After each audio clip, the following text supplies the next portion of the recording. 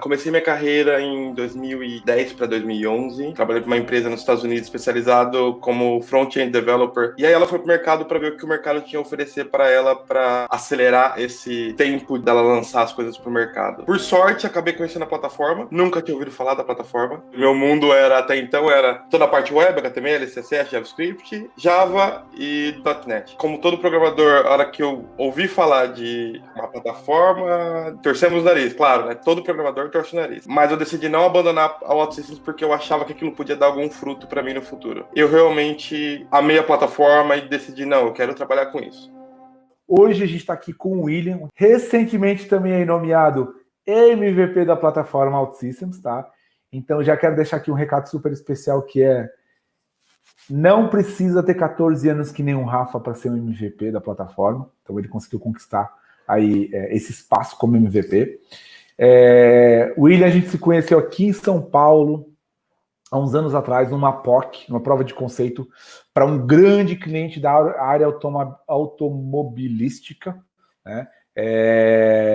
Num momento assim muito maluco, né, William? E a gente foi para lá e tal, e cara, e daí isso aqui deu errado, daí tipo, vamos ajustar antes da POC, da demo, e aí chegou lá e a gente conseguiu brilhar, deu um resultado super legal. Então, é o poder da plataforma, né, da gente conseguir ajustar, adaptar rápido. E mais tarde, daí o William, né, ele vai contar a história para vocês, mas depois eu perdi conexão com ele. Eu nunca trabalhei com o William na mesma empresa, né, a gente teve um momento de junção só. E depois, mais tarde, eu fiquei super feliz quando eu vi que ele começou a brilhar. Já dava para ver que ele era um cara diferenciado na época e que, enfim, lá puxaram. Eu fico feliz e triste quando alguém leva alguém daqui para fora. Eu fico feliz porque quantas pessoas que sonham em morar fora e ter uma oportunidade no exterior, mas fico triste porque a gente perde mais um bom profissional aqui do Brasil, né, para o mercado exterior. Então é esse mix sempre de que bom, mas que ruim, né? Mas pensando na comunidade do Brasil, né? Então já falei demais. Desculpa, eu falo pra caramba, eu sei, o William também já sabe. Palco é teu, William, se apresenta aí, já sabe. Cara, conta a tua história e a gente vai interagindo com a galera aí aos poucos. Tranquilo. Fala, Rafa. Fala, pessoal. Bom, Rafa já me apresentou, sou o William Antunes. Sou natural de Indaiatuba, interior de São Paulo. Comecei minha carreira em 2010 para 2011. Tive uma curta passagem pela linguagem Java. Foi um estágio ali. Logo tive uma oportunidade para começar a trabalhar como .NET Developer. Curta quanto? Foi por volta de 4, 5 meses. Foi um estágio só, Rafa. Tá, beleza. E aí logo eu consegui mudar para o .NET por uma oportunidade que me apresentaram. Um dos professores da faculdade me apresentou essa oportunidade, eu acabei aceitando e comecei a trabalhar como .NET Developer para uma empresa que era baseada num produto, ou seja, ela tinha um ERP, ela vendia um ERP baseado em Delphi, todo desenvolvido em Delphi. E a gente sabe que o Delphi não é uma das linguagens mais rápidas para desenvolver aplicações. Então a empresa estava perdendo time to market, ali para lançar, para entregar o valor para o cliente. E aí ela foi para o mercado para ver o que o mercado tinha a oferecer para ela para acelerar esse tempo dela lançar as coisas para o mercado. Várias ferramentas foram avaliadas. A OutSystems tinha acabado, se eu não me engano, a OutSystems tinha acabado de entrar no Brasil. Era 2012 isso. Isso, Hoje eu até respondi uma pergunta sobre isso aí. Mais ou menos. Teve umas iniciativas anteriores, mas na verdade eram de empresas que compraram lá fora e daí instalaram para abrir operação aqui. Mas sim, é bem embrionária essa coisa. Exatamente. Inclusive, o dono da empresa tinha ido para Portugal para conhecer mais da ferramenta, porque aqui no Brasil estava muito inicial ainda. Então ele foi lá, conheceu a sede da OutSystems, viu tudo, viu a estrutura. Para ver que não era fundo de quintal que tipo, ia abandonar o barco e ia deixar eles na mão, né? Exatamente. E aí eles acabaram fechando um contrato com a OutSystems Brasil aqui, a TrueChange no caso. Trouxeram um consultor para dar bootcamp internamente. Bootcamp é o curso da OutSystems. Para dar um bootcamp. Você lembra o nome do consultor? O Rui Davi. O Rui Davi, sim. O Rui talvez. O Rui hoje está aí num dos maiores cases. Ele já foi meu chefe no passado. Ele está aí num dos maiores cases hoje de OutSystems no Brasil, uma solução SaaS gigantesca, bizarra, Animal. Que ganhou um prêmio também ano passado, quando a gente foi para lá. Então, sim, Rui. Tá bem legal. Isso foi em 2012, meados de 2012, logo no começo de 2012. Então eu por sorte, acabei conhecendo a plataforma. Nunca tinha ouvido falar da plataforma. Eu conhecia ali, o meu mundo até então era toda a parte web, HTML, CSS, JavaScript, Java e .NET. Era basicamente o que eu conhecia naquela época. E aí, claro que, como todo programador, a hora que eu ouvi falar de uma plataforma, aceleradora de desenvolvimento, geradora de código, eu falei, torcemos o nariz. Claro, né? Todo programador torce o nariz. Então, foi difícil, a adaptação foi difícil. Entender a quebra do paradigma que a OutSystems trouxe para o mercado foi muito complicado. Eu diria que eu levei por volta de 1 ano para realmente entender o que eu estava fazendo. Sem filtro, tá? Sem filtro. 3 coisas que te vieram na cabeça quando você falou do ali. 3 sem filtro. Na hora, se você conseguisse, assim, provavelmente na tua cabeça, 3 coisas que vieram sem filtro. Eu acho que, primeiro, eu não tinha mercado para continuar trabalhando com isso se eu saísse da empresa. Isso ia acabar gerando demissões, porque se acelerar código, vai precisar de menos programadores. Ok. E eu acho que eu ia perder o contato com linguagens tradicionais com a programação em si. Eu ia ficar muito robotizado a fazer aquilo no dia a dia e ia perder o contato com a programação em si. Esse era desaprender. Exatamente. Você já tinha medo de desaprender. Tá, beleza. Então eu fiquei um bom tempo quando nós fizemos o bootcamp, saímos de lá certificado, porque naquela época o bootcamp dava o certificado, se não me engano era Associate, tinha um outro nível também, eram 2 níveis que a gente podia sair do bootcamp. Saí de lá certificado, fui para o dia a dia, e no meu dia a dia, como a empresa não estava full force ainda na OutSystems, meu dia a dia ainda era dividido ali por um tempo entre desenvolvendo .NET e OutSystems, né? Então eu estava meio que part-time em OutSystems, part-time .NET. E com isso fiquei nessa empresa por volta de 3 anos e meio. Lá, basicamente, eles não converteram a aplicação legada para OutSystems, porque isso era praticamente impossível, era uma aplicação monstruosa. O que foi feito lá foi feito toda a parte de aplicações de suporte a esse produto. Ou seja, vários tipos de aplicações, tanto mobile. Nessa época não tinha OutSystems a parte mobile, mas a gente tinha aquele híbrido que a gente tinha um WebView dentro do Cordova ali. Então a gente desenvolvia toda a parte de suporte, de aplicações de suporte para esse produto. Ou seja, portal de aprovações de contas a pagar, portal de funcionário, então tudo aplicações externas a esse produto que se conectavam, seja por base de dados ou seja por serviços a esse produto.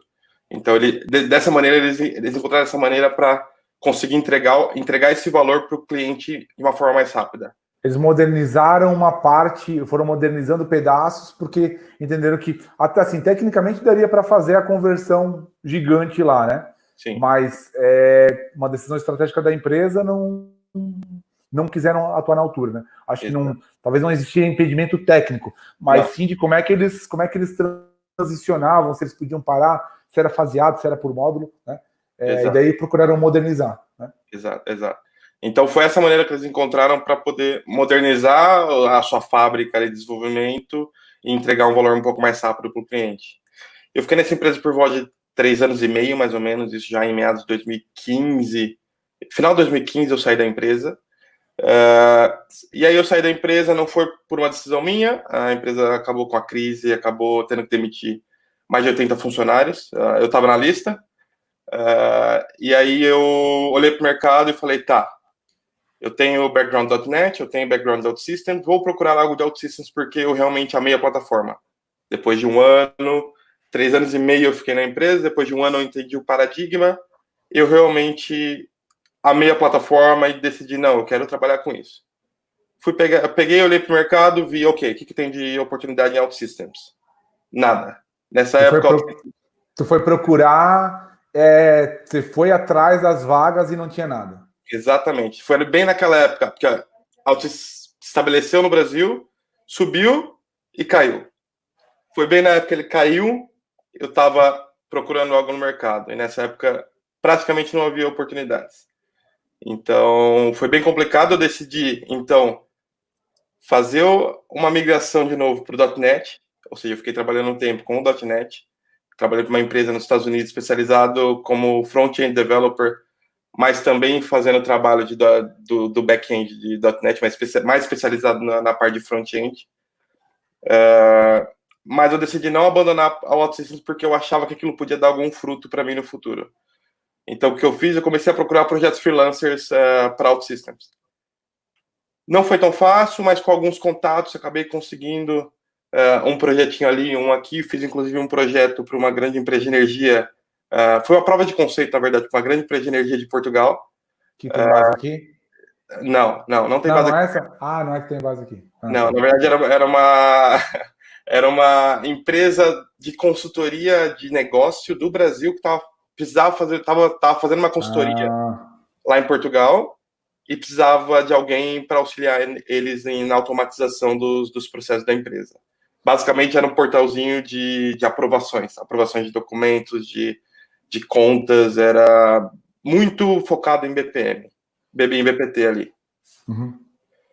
E fiquei nisso, então eu fiquei full time trabalhando como .NET, isso de 2015 a 2017, mais ou menos. E nas horas vagas, como eu gostei muito da plataforma, eu resolvi, não, vale esse tempo extra que eu vou gastar aqui, além de eu ganhar uma grana, claro, vale esse tempo extra de eu estar estudando, de eu estar me mantendo conectado com a plataforma, porque eu sabia que se eu ficasse 2, 3 anos ali sem trabalhar com a plataforma, seria difícil de eu voltar no nível que eu estava antes. Então, essa foi uma decisão que eu tive que tomar. Deixa eu te fazer uma pergunta em relação à questão do freelancer, né? Rafa, quando, na verdade, fui fazer freelancer, na verdade, eu saí e abri a minha empresa, mas mesmo sabendo que eu era uma pessoa só. Então, era o one-man show, né? Que a gente brinca, o PJão. Né? Aqui no Brasil a gente chama do PJão clássico, né? Mas é uma pergunta que tem vindo com recorrência aqui, né? Como é que esse mercado para fazer...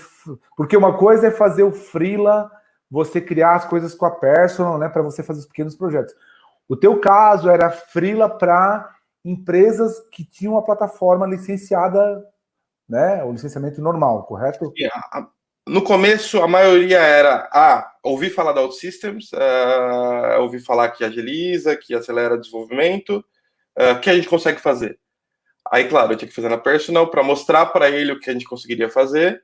E aí, uma prova de conceito, depois tá. Exatamente. Mas sim, a maioria hoje em dia é focado mesmo para empresas que já têm a plataforma licenciada e estão precisando de recurso e não querem contratar uma consultoria, porque a consultoria acaba sendo muito, muito mais caro que um freelancer.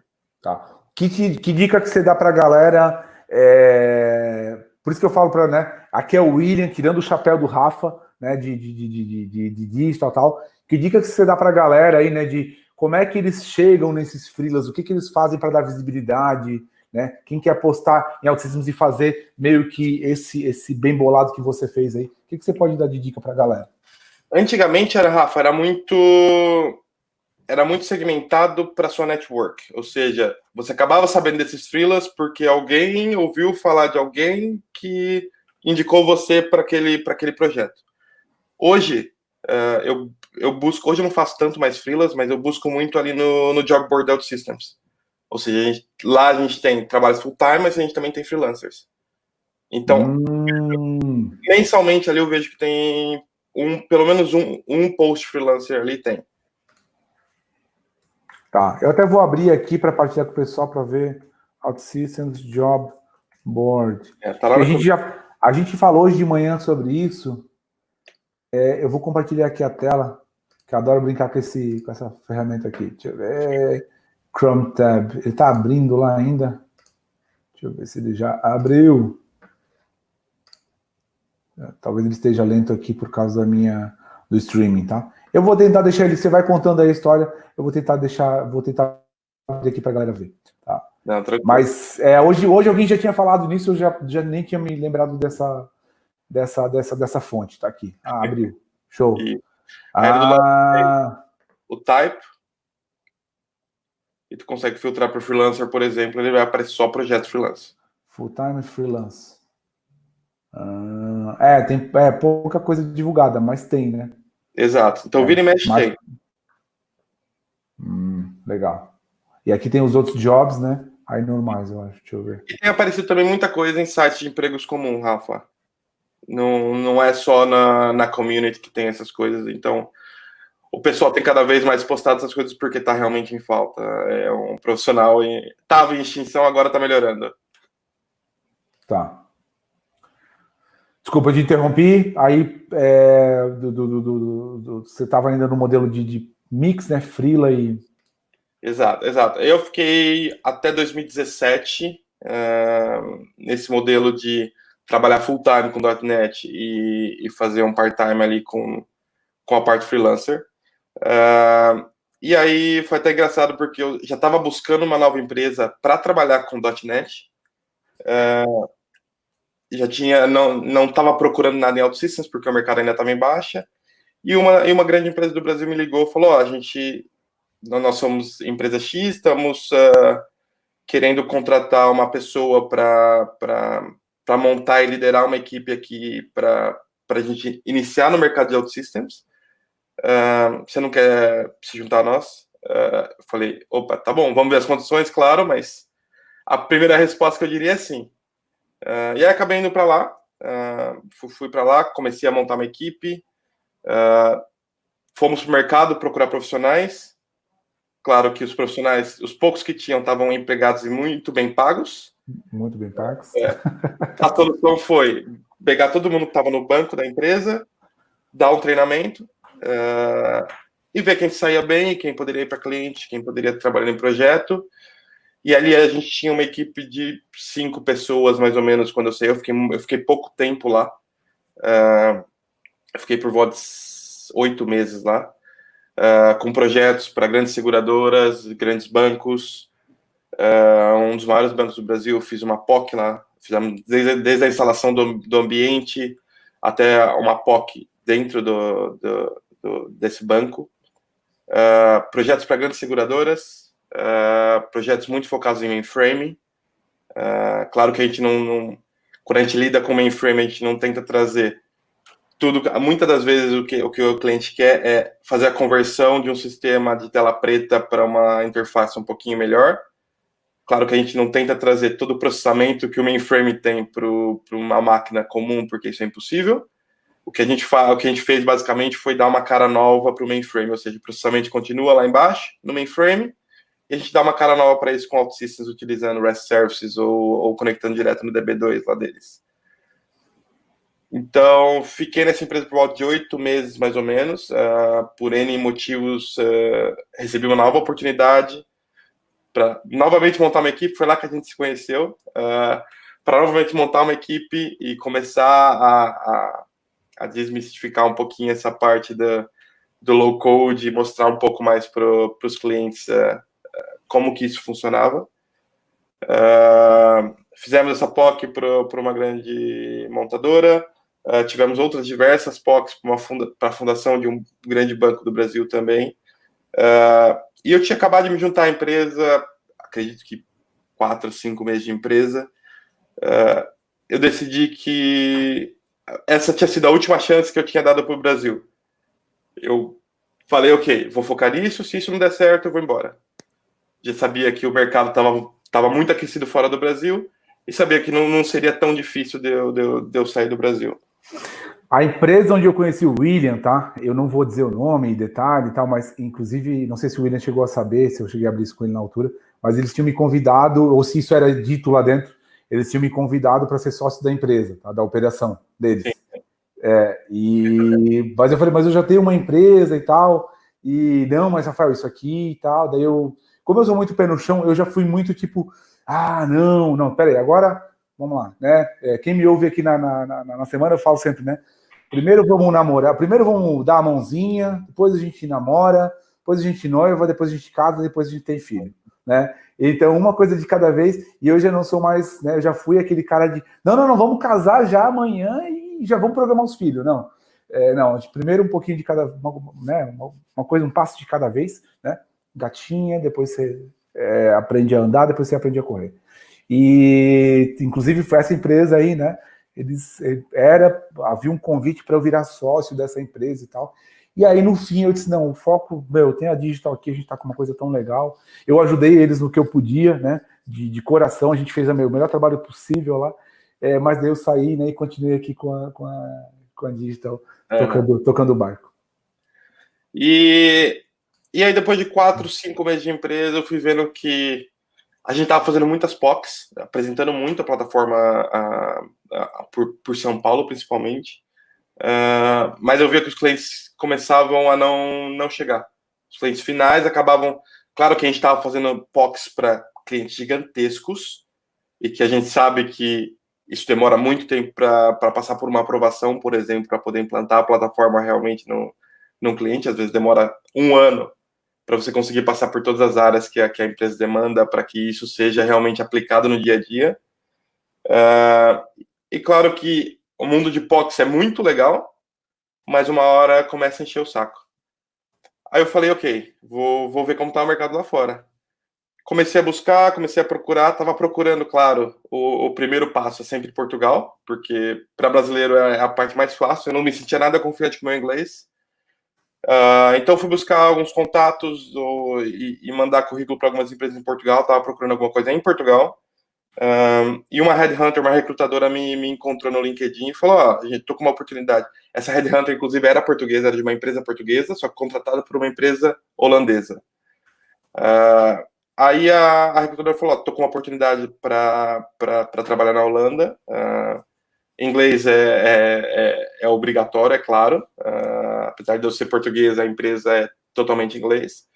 O teu contato lá na empresa é português, mas todas as entrevistas vão ser em inglês. Na época eu falei, tá bom, vamos ver o que isso pode dar. Sem nenhuma confiança no inglês, zero confiança no inglês. Apesar de saber me virar, já tinha ido para fora, já tinha ido para os Estados Unidos, para outros lugares. E acabei recebendo uma proposta dessa empresa antes das empresas portuguesas. Avaliei o mercado, conversei com alguns amigos, vi que a proposta era boa, ia ser melhor do que em Portugal, claro, porque a diferença de salários Portugal e Holanda é bem gritante. O salário mínimo aqui, se eu não me engano, está por volta de 1.600 euros. Ontem o Aurélio, inclusive, falou aí, né, o pessoal, o custo de vida, mas também o custo de vida proporcionalmente ele, né? Exato. Então varia muito, mas claro que tudo vai depender de onde você vai morar. Se eu fosse para Amsterdã, por exemplo, seria o dobro do custo de vida que eu tenho hoje. Eu moro um pouco mais para o interior, eu moro a 50 minutos mais ou menos de Amsterdã. Qual que é o nome da cidade? Aí pra galera. Breda. Chama Breda. Breda. Isso, é um pouco para baixo de Roterdã. E recebi essa proposta. A empresa era situada aqui em Breda, por isso que eu resolvi morar na cidade, por toda a comodidade. É uma cidade pequena, então eu resolvi morar na cidade da empresa. E acabei aceitando depois de ponderar muito Portugal ou Holanda. Isso foi começo de 2000. Eu recebi a proposta final de 2017. Em fevereiro eu estava com a mudança pronta para vir para a Holanda. Então eu acabei vindo para a Holanda. A parte de visto, então, já foi direto para a Holanda, né? Isso, direto para a Holanda. Não, o caminho natural de todo mundo é Brasil, Portugal, Portugal, mundo. Eu pulei essa parte e vim direto para a Holanda. Então, recebi essa oportunidade. Eu estava como líder técnico nas 2 últimas passagens de empresas no Brasil. Vim para cá como um dev sênior. Não vim para liderar a equipe, eu vim para ser um consultor sênior numa empresa de consultoria. Basicamente, eles iam me colocar em clientes e eu ia trabalhar, não ia ter uma equipe fixa para eu trabalhar. Eu poderia estar trabalhando com uma equipe por 2 meses e daqui 3 meses trabalhar com uma outra equipe. Então, vim como dev sênior, vim como contratado mais experiente da empresa. Pressãozinha de leve, né? Só de leve. Hoje o mercado aqui na Holanda está muito, muito aquecido. Eu diria que, se não for o segundo mercado, está entre os 3 primeiros, com certeza. Mas naquela época ainda estava começando, ainda não estava como está hoje. Então a dificuldade de buscar profissionais era muito grande ainda. Então eu comecei em 2012, 2018, já tinha 6 anos de OutSystems, de tempo de trabalho em OutSystems. e a segunda pessoa com mais experiência tinha 3 anos. Então a diferença era bem grande ali. Então eu acabei gerindo todos os ambientes, a empresa tinha várias instalações da plataforma, acabei gerindo essas instalações da plataforma, e também fazendo a parte de consultoria e também dando treinamento, tanto para os estagiários, que a empresa tinha uma parceria com universidades aqui na Holanda, acabei dando treinamento para estagiários e também para clientes. Então, muitas vezes o cliente nos chamava como consultor, a gente ia lá fazer o que tinha que fazer, e no final eles falavam, ok, mas agora eu preciso dar continuidade nisso, vocês são muito caros, quero treinar o meu pessoal para poder dar continuidade nisso, dar manutenção nisso e fazer o que tiver que ser feito. Ou seja, mesmo na Holanda, né, tem uma coisa que o pessoal sempre fala, mas não tem vaga para júnior e tal. Eu acho que é uma questão de estar inserido no networking. Porque se já Portugal, a galera está indo buscar nas universidades. Na Holanda, vai formar nas universidades, né? Aqui no Brasil, a gente já começa a ver isso também. É exatamente isso. Então, tem muita oportunidade para júnior, claro que tem. Eu tenho um caso claro, você conhece, inclusive. Tem um amigo meu que ele não trabalha nunca trabalhou na área de TI. Eu sempre falei para ele que eu trabalhava, que eu adorava o que eu fazia e o que podia entregar e que não precisava ter um background técnico absurdo para poder começar. Um dia ele falou, não, ok, vamos lá, me dá um cursinho express aí para eu ver do que você está falando. Dei um curso para ele, fiquei alguns dias ali em cima dele para que ele aprendesse, para que ele visse do que eu estava falando, e começou como Dev Júnior numa empresa. Sem faculdade, sem background técnico nenhum. Ele veio da área de... eu até achei que você estava falando de outra pessoa. Ok. Então, tem oportunidade, isso definitivamente. Claro que não é fácil como é para gente com mais experiência, mas tem oportunidade para todo mundo no Brasil, em Portugal ou na Holanda. Aqui tem uma pergunta que casa muito com isso daí. Então, antes disso, tá? Hoje de manhã o pessoal ficou ali na live da Cris, né? E ontem também alguém já perguntou: com o curso do Rafa dá para eu vou ser bom? Eu vou ser. Então, assim, galera, não tem. Eu acho que o curso do dedicação, tá? Independente do caminho de dedicação, estudar. O William não fez o meu curso. Exato. Entendeu? Então, nem existia essa minha iniciativa. Então, galera, eu acho que assim, é foco. Joyce Vicentini, eu nem tinha lembrado que era essa pessoa aí, William, mas agora que lembrei, que é aluno meu, show. Joyce Vicentini, para ser considerado júnior, tem que ter 1 ou 2 anos de experiência? Não. Tudo vai depender. Claro que tem empresas que têm um outro nome para júniores iniciantes, muitas empresas chamam de trainee, por exemplo. Outras chamam de estagiário, e outras chamam só de júnior.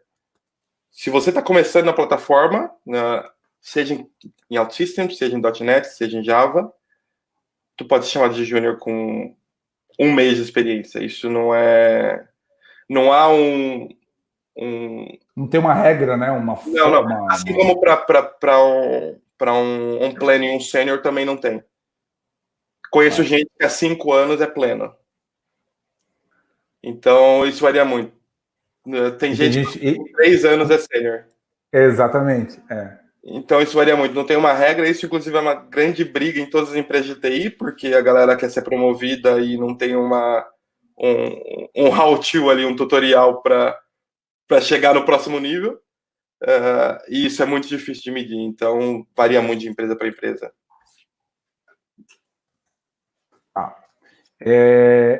Aí você estava na universidade, treinava as pessoas, estava falando, né, consultoria, aí você treinava as pessoas também, e o cliente, tipo, eu não, né, não posso ficar com a consultoria, porque a galera vem gente muito boa, né, então, eram os pilotos de Ferrari mesmo, mas o cliente às vezes dizia, não, deixa o meu pessoal pilotar também aqui, eu não me importo com isso. Né? Exato, então, porque eles viam também a agilidade que a gente tinha no desenvolvimento no dia a dia, eles falavam, ok, mas essa agilidade tem um custo. E o meu custo interno é muito mais baixo do que eu trazer alguém externo, especializado nisso, e que daqui a pouco pode sair para ir para outro cliente e eu vou ficar na mão. Então, eu preciso ter gente internamente que dê conta do recado. É uma coisa, esse ponto que ele está levantando, tá, gente? Só se eu marco uma outra aqui.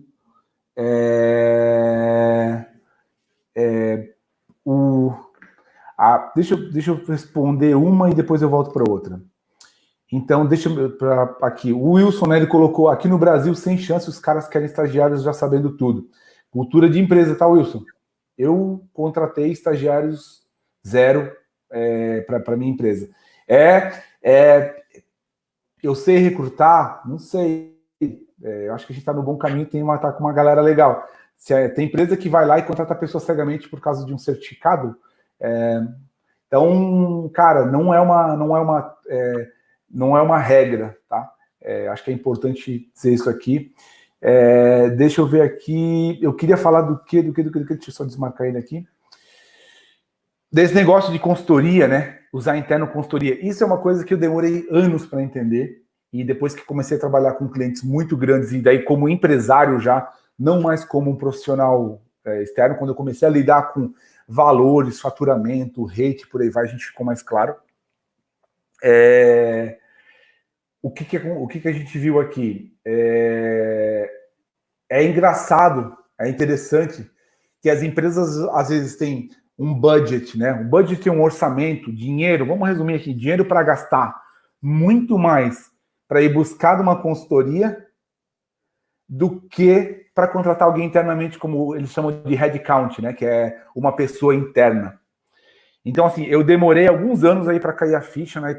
Mas basicamente, tá? Às vezes você tem assim, o William fica 1 ano dentro de uma empresa, ou 2 anos, né?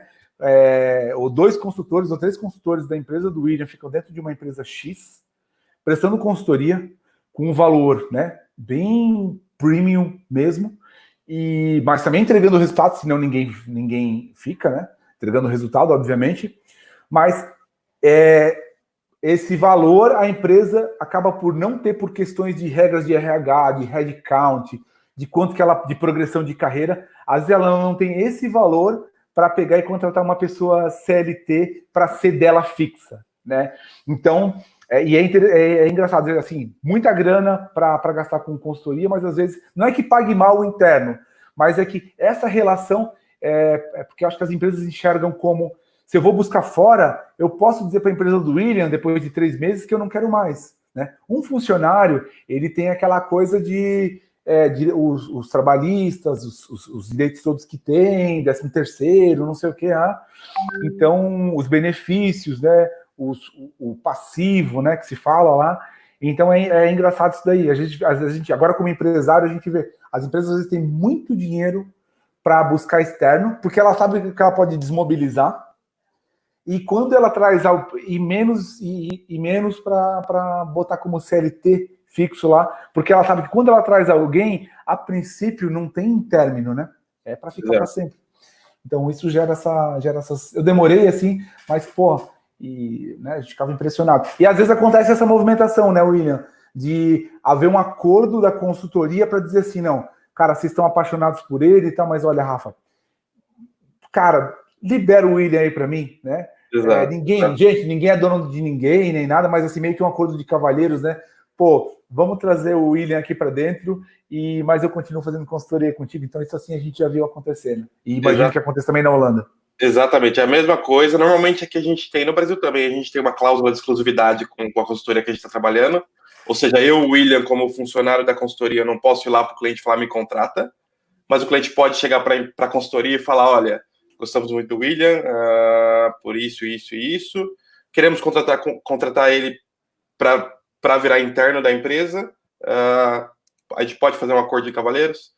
Então isso rola muito por aqui também, isso é normal. Legal. Pode falar. Não, então eu estava nessa empresa, trabalhei para diversos segmentos, trabalhei para uma empresa muito grande aqui da parte de conexões de gás e energia aqui da Holanda. Trabalhei para uma agência de viagens que vende desde passagem aérea, hotéis e pacotes em geral.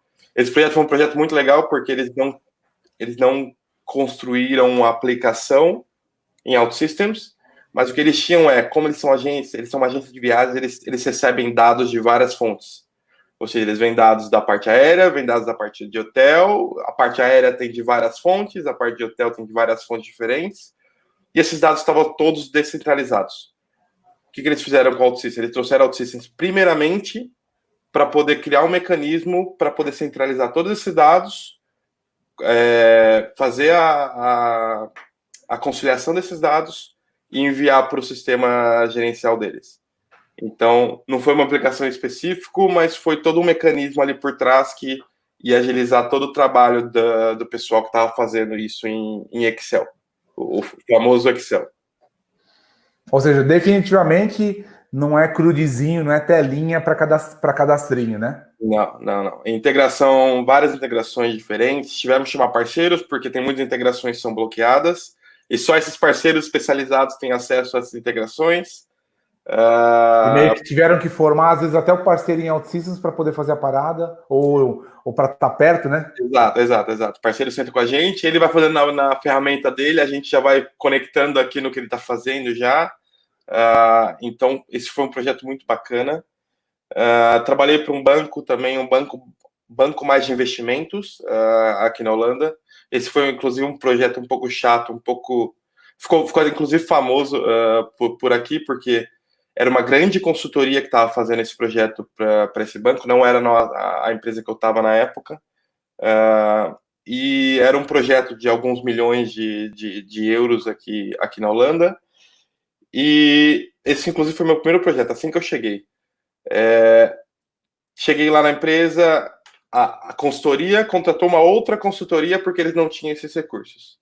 Então, eles nos contrataram para trabalhar para esse cliente e viam como se fosse um broker ali. Basicamente, então, os caras veem assim, pô, tá surgindo uma oportunidade de OutSystems ali. O que é isso? Não sei. Mas a gente consegue contratar alguém? Consegue, tá? Então, beleza. Então, vamos pegar esse projeto mesmo sem saber nada. E Exato. Aí eu vou no mercado buscar alguém para entregar.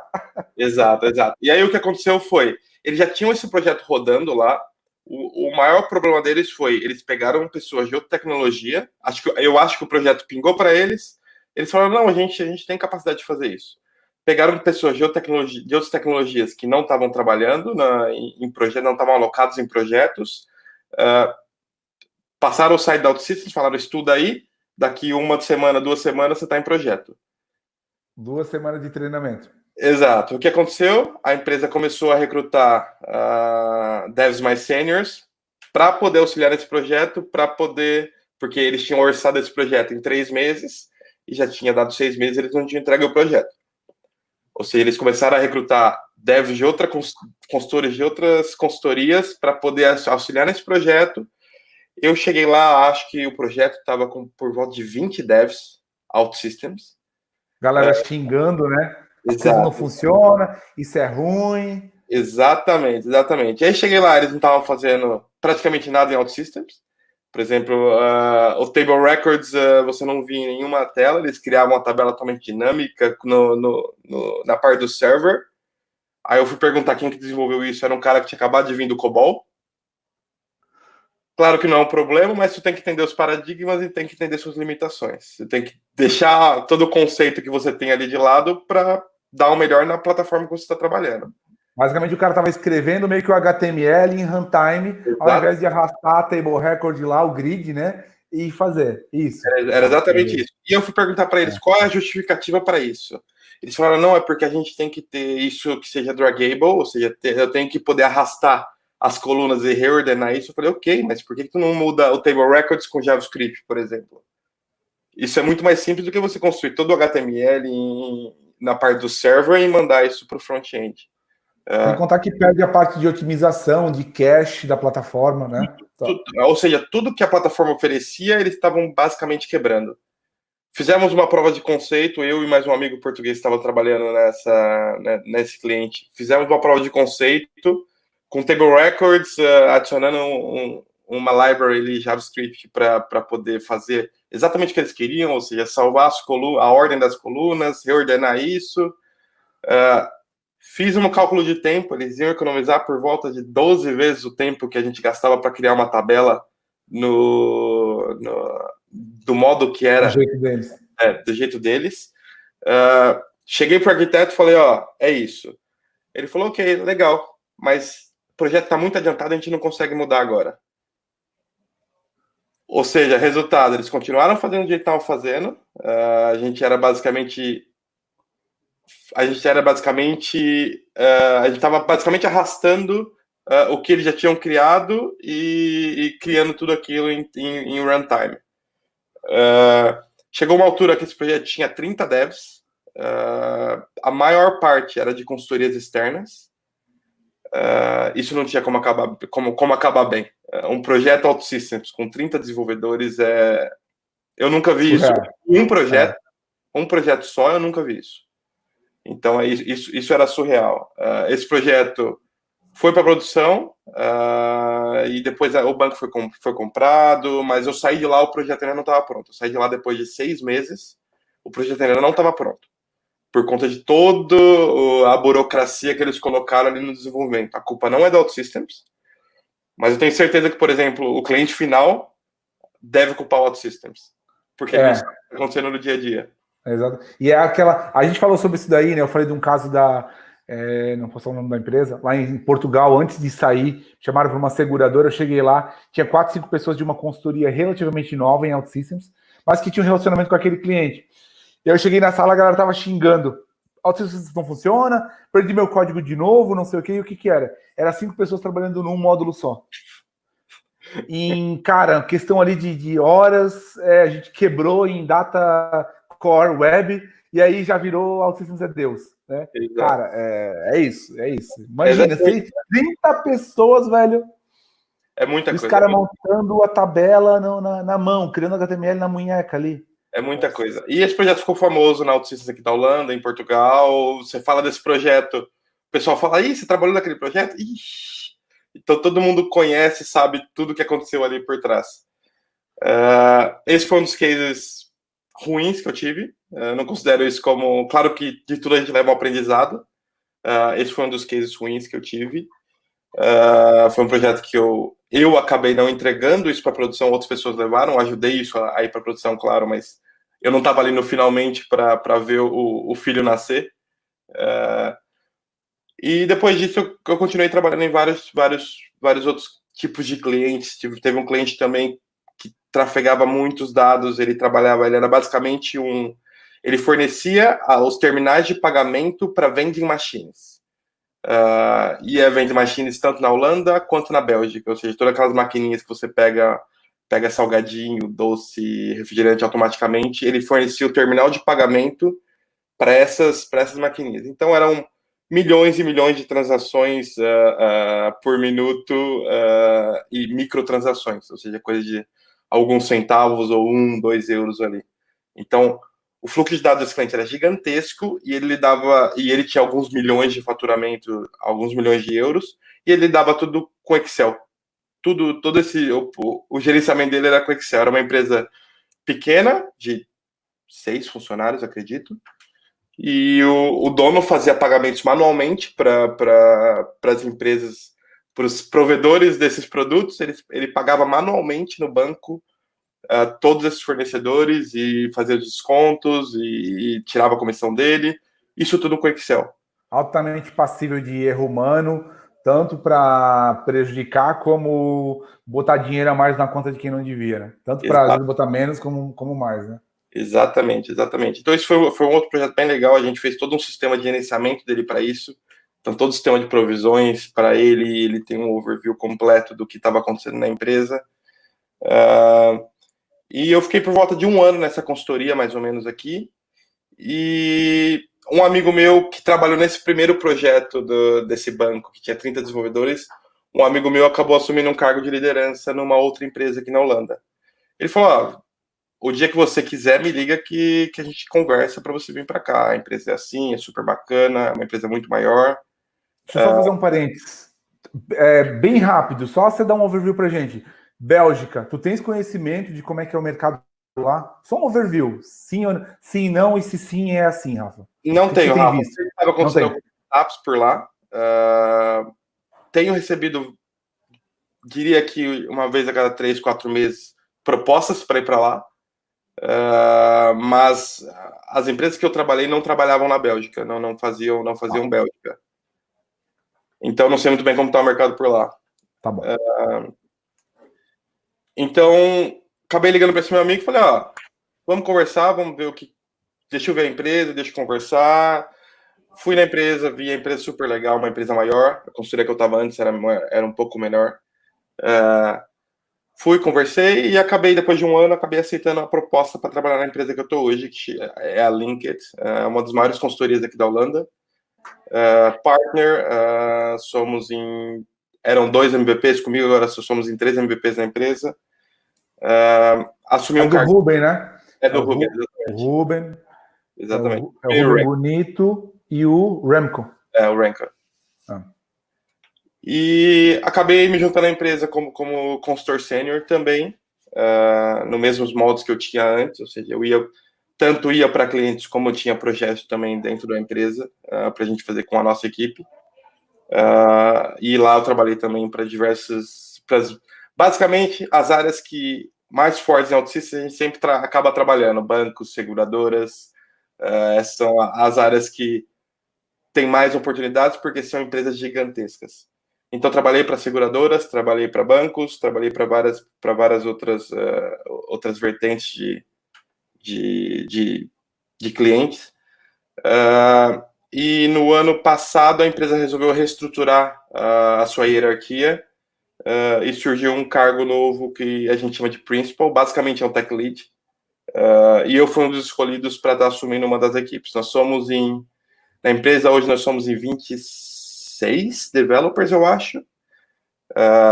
E cada principal tem abaixo de si por volta de 7 a 9 devs. Então, hoje eu tenho uma equipe, eu não trabalho diariamente com essa equipe, porque a gente era uma consultoria muito especializada em outsourcing, ou seja, levar as pessoas até os clientes.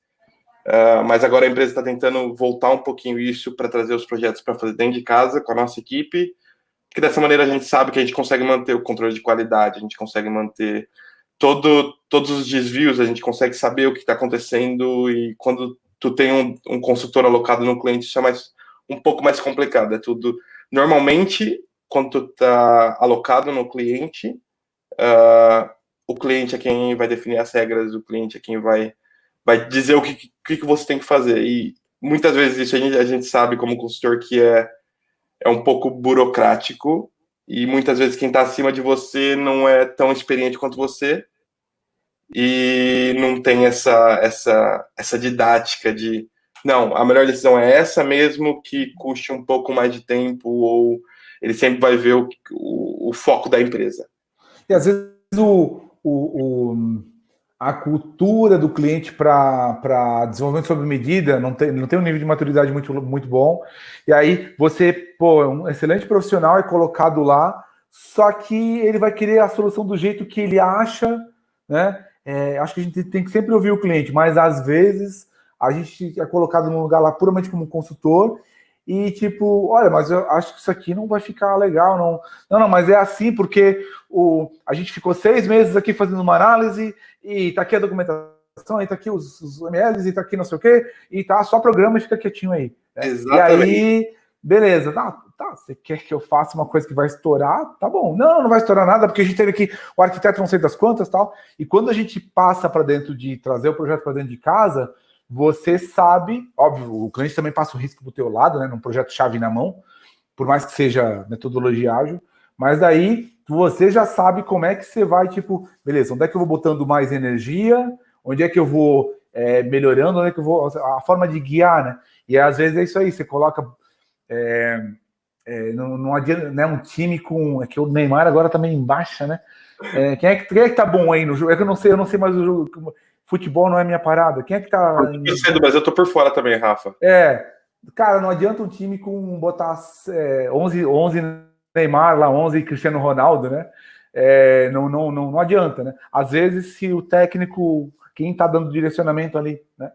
Então, é frustrante. Às vezes você vai como consultor puro, se o cliente não dá aquela abertura para você também participar e trazer solução, às vezes é frustrante porque você vê que ele está indo no caminho errado e é aquela relação de, desculpa, estou botando um saco de dinheiro aqui, na mão da tua empresa, aí para te trazer para cá, cara, arrasta a bolinha aí. Exato, exatamente isso. E nós, como consultores, a gente tem que guiar o cliente, tentar guiar o cliente para o melhor caminho, mas claro que a decisão final é do cliente. E o procedimento normalmente eu tento guiar o cliente não aceitou, eu tento avisar ele dos todos os benefícios e malefícios do que ele quer fazer, e se ele disser que não, continua a minha ideia, faz isso, eu te pago para isso, eu volto para minha consultoria e falo, aconteceu isso, fique ciente que o cliente pode reclamar, porque isso não vai funcionar. A gente, com toda a experiência, eu já estou com 8 anos de experiência em OutSystems, eu sei quando uma coisa vai funcionar e quando isso não tem nenhuma chance de funcionar. Então a gente leva isso para a consultoria para dizer, fique esperto, porque ou então ela pode intervir na hora, ela pode falar, olha, tive esse problema e você não quer um auxílio, você não quer um apoio? Então isso acontece muito por aqui. Tá para não estourar e dizer que não ficou bom porque o William que não fez bem feito, né? Não é? É o requisito, ele entregou o que foi pedido. Né? Então, como consultor, você está ali no cliente meio que de mãos amarradas com relação às decisões estratégicas ali, você tem que seguir o que o cliente fala. Claro, mas tem cliente que é parceiro, tem cliente que que te recebe ali, não. Esse cara vem para ajudar no desenho da solução, ele não vem para receber uma coisa mastigada e fazer. Exato, que é como todos deveriam pensar, ou seja, eu estou contratando um especialista, por que eu não vou ouvir o especialista? Mesma coisa que eu ir no médico e falar, doutor, me dá um remédio assim, assim, assim, e é isso que eu tenho, e não é para isso que você vai no médico, você está contratando um especialista para resolver seus problemas. Então, tu tem que ouvir ele. Então, isso acontece muito por aqui. E hoje eu estou nessa empresa como principal, tenho trabalhado muito com clientes. Normalmente, aqui na Holanda, é difícil de você ter trabalhos remotos. Hoje, claro, com toda essa situação, todo mundo praticamente está aceitando essa cultura do remoto, mas antigamente era muito difícil de você... Ou as empresas estão muito focadas em trazer projetos para dentro de casa, elas têm um networking muito bom, mas as grandes empresas, a maioria delas não aceita que você tire o projeto de dentro de casa e leve de dentro da casa dela e leve para dentro da sua empresa para fazer isso lá com a sua equipe. Então, isso varia muito. Por exemplo, a empresa com a Horário Tal, eu sei que ela é muito focada em trazer projetos para dentro de casa. Ela não é tão focada em outsourcing. A empresa que eu trabalho hoje já é o contrário. Ela era muito focada, hoje ela está tentando trazer um pouquinho mais desses projetos para dentro de casa. E é isso, um breve resumo de onde eu saí e onde eu estou. Tem uma pergunta aqui do Vitor, como é que costuma ser o plano de carreira aí na Holanda trabalhando com OutSystems? Ele falou um pouquinho cada empresa, né, tem meio que um jeito, uma grade aí de guiar. Eu não sei o que você poderia falar aqui, os moldes que você vê de repente em outras consultorias, os da tua, a galera quebra para Tech Lead, tem espaço para DevOps, né? É uma coisa que a gente fala pouco, né? Tem um perfil que é super nichado, que é a pessoa que se especializa em DevOps, em OutSystems, né, William, também? Exato. Nós temos a empresa, hoje nós temos 2, a gente chama de Support Engineers, que é a antiga certificação, hoje já nem tem mais. Então, são pessoas especializadas toda a parte de instalação da plataforma, toda a parte do ciclo de vida da plataforma. A gente tem 2 pessoas especializadas, eles ficam full time nisso.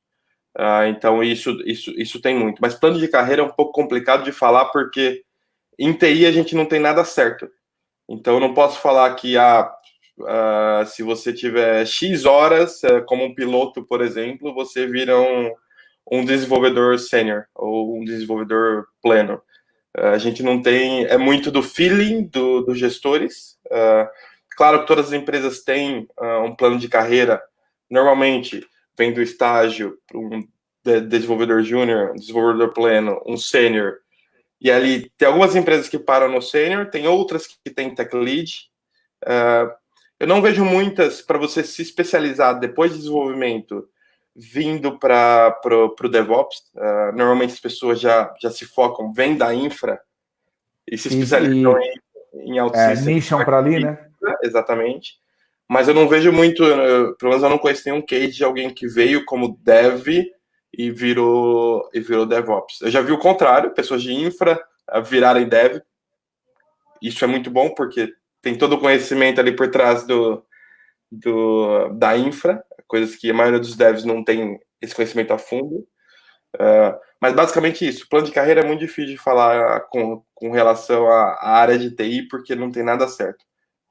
Hoje vocês, por exemplo, chegam a ter pessoas, os especialistas em verticais da plataforma, tem os DevOps, beleza, né?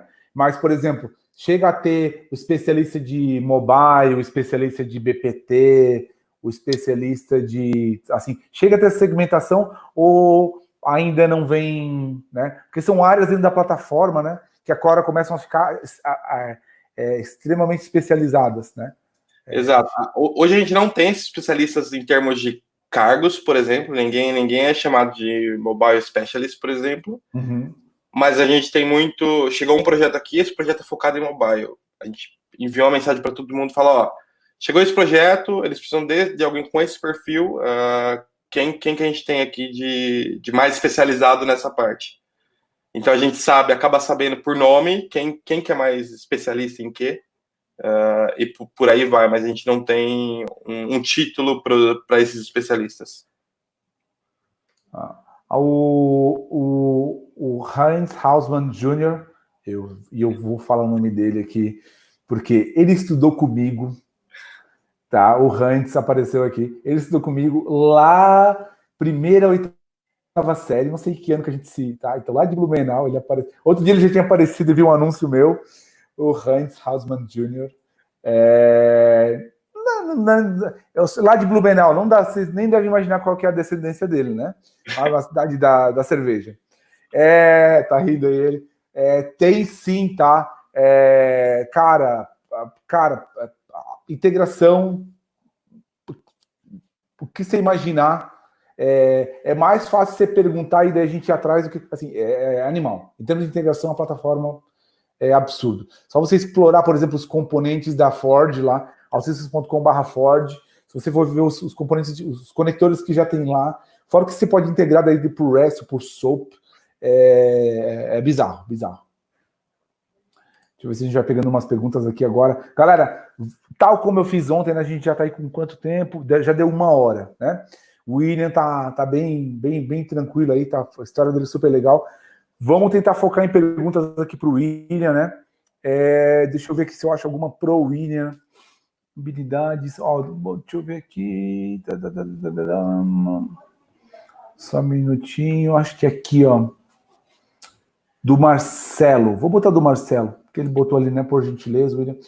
Quais seriam as habilidades mínimas na plataforma para me considerar inicialmente capaz de concorrer a uma vaga de júnior? Eu acho que toda a parte de lógica de programação, claro, isso é básico para qualquer tecnologia de desenvolvimento. E eu acho que fazer todos os cursos ali da OutSystems que eles têm no site, e seguir os cursos básicos, tanto do Rafa ou da OutSystems, ou estudar por conta, desde que você saiba o que você está fazendo ali, porque apesar de a gente ter todos os aceleradores ali da plataforma que fazem muita coisa por você mesmo, você tem que entender o que está acontecendo ali por trás. Não é só arrastar, e arrastei, funcionou, é isso aí. É muito bom você entender o que está acontecendo, por que aquilo está acontecendo. Então, é difícil de falar quais são as habilidades, mas eu acho que você tem que estar entendendo o que você está fazendo, e não fazendo porque você viu em algum lugar ou viu alguém fazendo. É repetir e praticar, né? Exato. Tem gente que... Hoje a gente teve uma discussão sobre isso na outra live, né? Os haters que a gente vê aí, às vezes, OutSystems não é programar, isso não é programação. Você tem todo o desenho, assim, ali tem lógica, tem condicional, tem tudo, é programação. O que é programação? Programação não é código. Programação é resolver um problema. É a forma, né? Utilizar lógica, utilizar raciocínio lógico, independente da forma que você utilize, seja visual, seja por código, seja por sinal de fumaça, de você resolver um problema, né? Então, a gente tem... Resolver um problema por exemplo, eu não tenho nada aqui, eu já fui fã disso, Eu passei por um estágio com um cara que era doutor em matemática lá em Blumenau, e ele foi premiado por resolução de problemas de lógica, tá? Então, sabe aqueles de ferrinho, de ganchinho ali? Cara, tem uma forma de fazer aquilo, de você fazer aquilo. Aquilo, se a gente traduzisse para uma linguagem, para uma algoritmia, seria o quê? Olha, você pega o ferrinho assim, arrasta para o lado, depois você vai ter que torcer ligeiramente para a direita, então são os passos para você resolver aquele problema. E é um grande preconceito, tipo, não, arrastar a bolinha não é programação. Exato. Programação. Quem tem um background acadêmico ali de TI, por exemplo, veio da faculdade, sempre passa por aquela fase de algoritmia, de pseudocódigo. Ali você não está digitando código, você está escrevendo num papel como você resolveria o problema. Não tem uma linguagem, não tem nada. É só você resolver aquele problema num papel, uma caneta. Então, isso também é programação. O que eu costumo dizer para as pessoas, né? Eles conhecem o meu background aqui, eu já falei, se eu tivesse que... Você é de .NET, né? Você falou lá, tinha Delphi, .NET e tal. William, eu faço várias vezes. Se eu fosse para o mercado hoje me candidatar a uma vaga de .NET, eu não pagava nem a escola da minha filha. Não conseguia. Não conseguia ser competitivo para isso, né? E isso não me impediu de fazer a carreira que eu tive aqui com a plataforma. Então, as bases são extremamente importantes, são muito importantes, mas eu acho que assim, entre achar o momento perfeito e você começar a estudar, né, dá o pontapé. Começa, tem material. Quem sabe inglês tem um material lá da OutSystems, né? A gente está aqui, agora começa-se a falar aqui da Masterclass e tal, mas, gente, quem me conhece no dia a dia aí, se a gente quisesse só focar as pessoas da Masterclass, a gente não dava tanto conteúdo gratuito. Então, tem lá o site da OutSystems, excelentes materiais. Tem o do Rafa, Digital Alquimia. Comece por algum lugar. Fuja da análise-parálises, né, como a gente chama. Eu tive que aprender um monte de coisa para fazer o que eu estou fazendo aqui hoje, né, com vocês. E ferramenta de live, não sei o quê, e luz e câmera para gravar, e teleprompter. Então, assim, se a gente esperar o momento perfeito, né, não tem. Você vai aprendendo com a jornada. Então, hoje eu já fiz essa analogia. Para começar na plataforma, para dar o pontapé inicial, dá para começar muito fácil. E você vai desenvolvendo esses skills ali pelo meio, né? Eu não sou especialista em JavaScript. Não sou especialista em CSS. Não sou especialista em HTML, né? E o que acontece? O tempo que a plataforma me economiza, quando eu preciso resolver um problema desses, eu vou lá on demand. Galera, e o William também deve recorrer, quantas vezes você vai lá e preciso dar uma customizada, fazer um script, uma animação aqui, você vai no Stack Overflow e pega um script de lá e adapta e acabou. Você desenhou aquele script do zero? Não. Talvez o William até seja aí mais Mega Blaster em front, né, como ele falou, e ele pega e escreve. Eu já trabalhei com pessoas que, abriam um notepad e escrevi um script ali para fazer uma máscara de moeda na mão, assim, meu Deus do céu, né? Eu queria dizer, não, eu vou desaparecer do mundo que eu não sou nada, né? Mas, cara, é muito nessa, assim, o tempo que ela te libera, ela permite que você vá aprendendo isso aí aos poucos. Qual que é o pior cenário? É quando te apresentam, boom, para você entregar esse projeto, essas 5 tecnologias aqui, tá? Amigo, vai, estuda. Né? Exato. Em um mês eu quero isso aqui, em um mês você já fera, pelo menos, para começar a fazer ali a base, né? Os fundamentos do projeto. Então, galera, programação, isso aqui é programação, tá? Isso aí não se perde, né? Deixa eu ver aqui mais alguma. Dizer para o esposo, eles não tem por que ficar querendo reinventar a roda, low code é o futuro, né? Que o Nemesis Silvano. Na verdade, está colocando uma colocação, né? Deixa eu ver aqui uma pergunta. Deixa eu ver. Sobre o assunto, fala um pouco dos idiomas, são obrigatórios para saber, para mexer out systems e também trabalhar no mercado de trabalho do Brasil para o exterior. Quais os idiomas? Não tem, assim, ele falou de idioma obrigatório, não entendi bem. Pelas pretas, agora eu conheci vocês, você acender minha paixão. Que ele perguntou aqui, eu vou colocar na tela, né, para a gente também, né? Eu só não entendi bem que falou no assunto. Fala um pouco quais os idiomas são obrigatórios para aprender a mexer OutSystems e também para trabalhar no mercado de trabalho do Brasil exterior. Ela em si, a IDE, né, onde você programa, ela é em inglês. Mas as aplicações que você constrói podem ser construídas em português, em espanhol, enfim, tá? Trabalhar Brasil exterior, aí eu não entendi, né? Mas depende da onde. Tudo, depende, né? Você pode trabalhar no Brasil para um projeto no México, como a gente já trabalhou para um projeto que não era para a Espanha, mas tinha influência e decisão na Espanha, né? Então, e aí era até engraçado, porque eu percebo um pouco de espanhol e eu falava em inglês e eles respondiam em espanhol. Eles entendiam, mas não. Então, assim, cara, acho que inglês é o global, né? O inglês é o global, mas né, não sei se eu entendi muito bem aqui a do Humberto, mas quis pelo menos dar uma pincelada aqui. Para acompanhar com diversos usuários, Rômulo, pode, assim, isso aí é pão nosso de cada dia dela, de multi-empresa, milhares de usuários. A gente tem soluções aqui para a área de RH com milhões de candidatos, por exemplo, né, que utilizam ela. Então, deixa eu ver aqui. Ricardo Silva, um profissional com Expert Certified Developer consegue de uma forma mais descomplicada chegar a Team Leader? Cara, o Expert Developer é uma certificação. O Team Leader eu acho que tem a ver muito mais com gosto por liderar. Se a gente falar só em certificação Team Leader, eu acho que, né, quem estuda para um, estuda para outro. Pensando só em certificação, em você ter um carimbo, tá?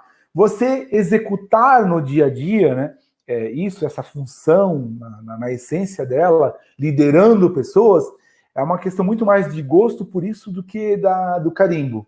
Porque você pode, né? O William já exerceu esse papel, eu já exerci esse papel sem ter a certificação Team. Eu não tenho a certificação oficial de Tech Leader, isso, né, de Tech Lead. Isso não me torna um não Tech Lead. Acho que é muito mais com querer, né, William? Exatamente isso. Eu fui promovido, por exemplo, a Principal, que é a nossa nomenclatura lá, mas é basicamente um Tech Lead. Eu só tinha a Professional. Hoje eu tenho todas as certificações, eu tenho a Expert, tenho a Tech Lead, mas quando eu fui promovido a Tech Lead ali, eu não tinha a Expert e nem a Tech Lead, ou seja, a certificação ela é só um carimbo ali da empresa dizendo que você sabe, você está por dentro de alguns conceitos. Isso não quer dizer nem que você sabe trabalhar no dia a dia, e também não quer dizer que você não sabe trabalhar no dia a dia. Isso, claro que tudo varia. Ó, o Fábio Martins, aí para aqueles que não sabem nada de programação, a chance de aprender a plataforma. Olha, é suspeito, né, falar, mas eu acho que eu falo isso nos meus vídeos, então não tem como eu não falar aqui. Eu considero hoje OutSystems uma das formas mais fáceis no mundo de você aprender a programar. Carreira, conseguir emprego, conseguir estágio, no valor que você espera, no valor que as empresas podem pagar, para Portugal, para Holanda, para Brasil, né? Se a empresa vai gostar de ti, se você vai gostar da empresa, isso é outra história. Mas hoje, para dar o pontapé inicial de aprender programação, eu acho que é uma das formas mais fáceis no mundo. Mesmo que depois você opte por enveredar por uma coisa de código. Às vezes você tem a base, ele desmistifica, né? Desbloqueia, assim, nasce aquele programador que tem dentro de você, mas eu já vi que, tipo, não, mas pô, eu queria ir programar mais código, mas OutSystems é que me trouxe essa abertura, né? A gente já viu isso aí, tipo, gente que começou com OutSystems e depois migrou para outra tecnologia. Porque é decisão, é perfil. Hoje mais a gente falou, né? Não força, não vamos fazer um peixe subir uma árvore, gente. Se ele é um peixe, ele quer nadar, deixa ele nadar, não tem problema, né? Mas às vezes o peixe está lá na árvore e vai para fora e fica sem fôlego, ele não sabe o que é, e de repente ele encontra uma coisa como OutSystems e volta para dentro da água, e ali ele é rápido, é ágil, e na árvore ele tá, lá fora ele está se debatendo, quase morrendo, né? Fazendo uma analogia aqui de sofrendo, isso não é para mim, eu não imaginei que seria assim. Então, nos dois casos, tá? De quem quer ir para uma plataforma como OutSystems e se vê melhor, mais feliz numa tecnologia de código, como quem está numa tecnologia de código e se vê na plataforma OutSystems. Então, hoje eu digo que, cara, é das formas mais fáceis aí de você aprender a programar. Só pensar assim, o setup inicial, né? Você instalar a Personal, criar o teu ambiente, minutos, né? Instalar o estúdio, né? Às vezes tem gente que tem que baixar o .NET e leva 1 hora, mas em 98% dos casos, em 5 minutos, 10 minutos, você está com o ambiente pronto para começar a trabalhar, para estudar, né? Então eu acho uma das coisas assim das formas mais fáceis de se aprender, dar o pontapé inicial em programação no mundo. Né? Isso melhorou muito, né, Rafa? Quando eu comecei, ainda tinha que instalar toda a platform server ali na tua máquina. Estudar meio-dia no ambiente do cliente, né? Pedir autorização, aí dizer assim, olha, eu estou estudando e tal. Você se importa de eu fazer aqui uns playgroundzinhos meus e tal? Não, vai lá, cara, tudo bem. Depois, se você aprender alguma coisa aí que a gente possa usar nos nossos projetos. Então é isso aí. No cara, personal, galera, bota a mão pro céu. Aí, tá? Personal, bota a mão pro céu. A gente veio de uma época que não, você tinha que estudar no ambiente do cliente, né? Então, é isso. Falar com o dinossauro é assim, ó. Você fica escutando essas histórias tristes, a gente se lamuriando aqui, né? Deixa eu ver, onde chegaram a encontrar bugs, não na questão de programação, sim como foi o suporte de OutSystems. O Elisandro, né? Já aconteceu algo na plataforma onde vocês chegaram a encontrar bugs, não na questão da programação, mas de fato na plataforma? Se sim, como foi o suporte da OutSystems? Eu posso responder, o William também responde aqui. Cara, a experiência do Rafa, tá? Eu já cheguei em cliente reclamando do suporte, e quando eu chegava lá, na verdade, o que eu observava? Que o cliente não fazia o dever de casa dele. E o que é, por exemplo, um dever de casa? Nem olhar o erro que ocorria no Service Center, que é uma excelente ferramenta, já é o passo inicial que você tem ali, que ele loga o erro lá, nem isso o cliente tinha capturado ou sabia capturar. Porque, né, não tinha uma equipe de acordo, não estudou e por aí vai, né? Então não se preocupou em ter os fundamentos bem ali, bem assentes.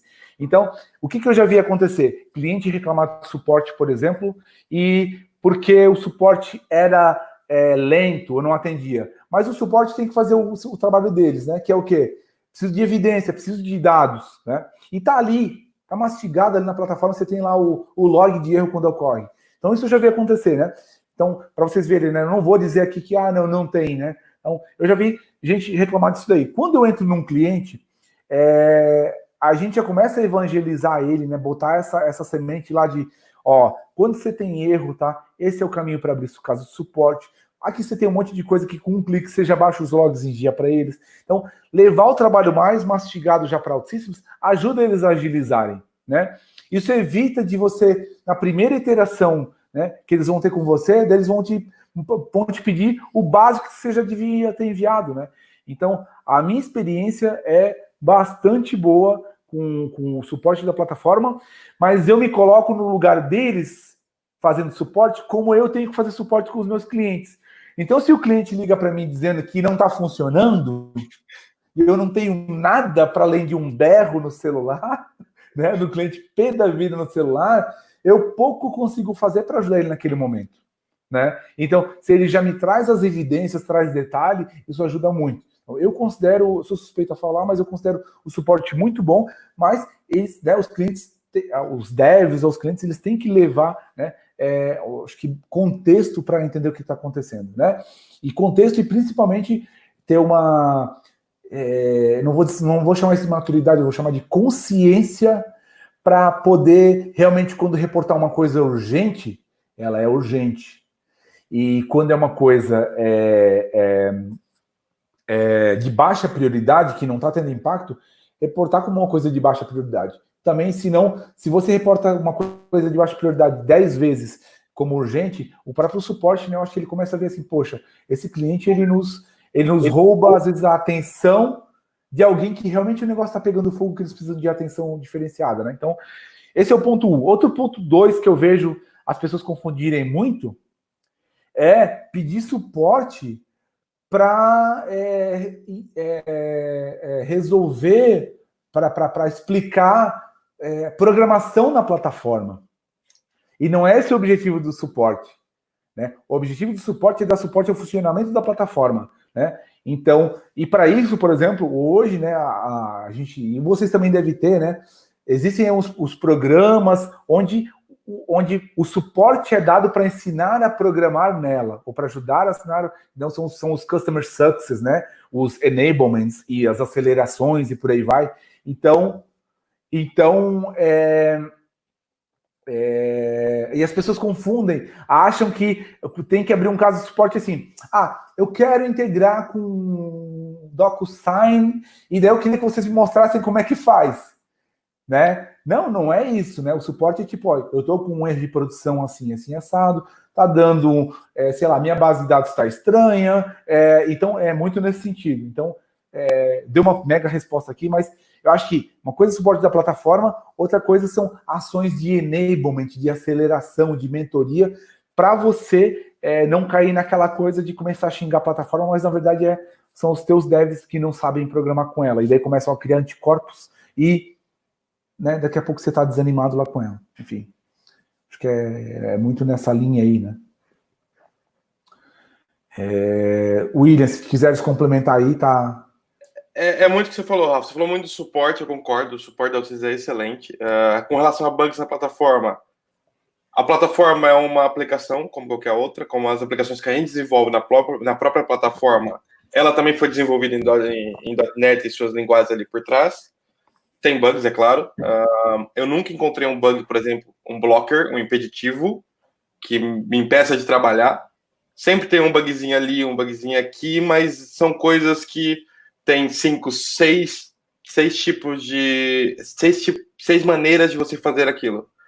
Ou seja, você encontrou um empecilho ali, você pode fazer de uma outra maneira, isso nunca tem um bug impeditivo em coisas que estão que foram lançadas estáveis. Nunca é uma palavra muito forte, às vezes tem alguma, né? Nunca é muito tempo, exato, né? Muita coisa. Mas é raro. Antes era mais fácil. Hoje, por exemplo, a gente tem os programas de betas, por exemplo, que primeiro são lançados os betas, as pessoas trabalham com aquilo e estão submetendo suporte, feedback delas sobre quais são os problemas. E a Altis é muito aberta à comunidade, ou seja, você pode ir lá e postar no fórum se você encontrou um problema, você pode submeter um suporte, você pode postar no Ideas lá na comunidade, se você tem uma ideia de como melhorar a plataforma, eles estão sempre de olho.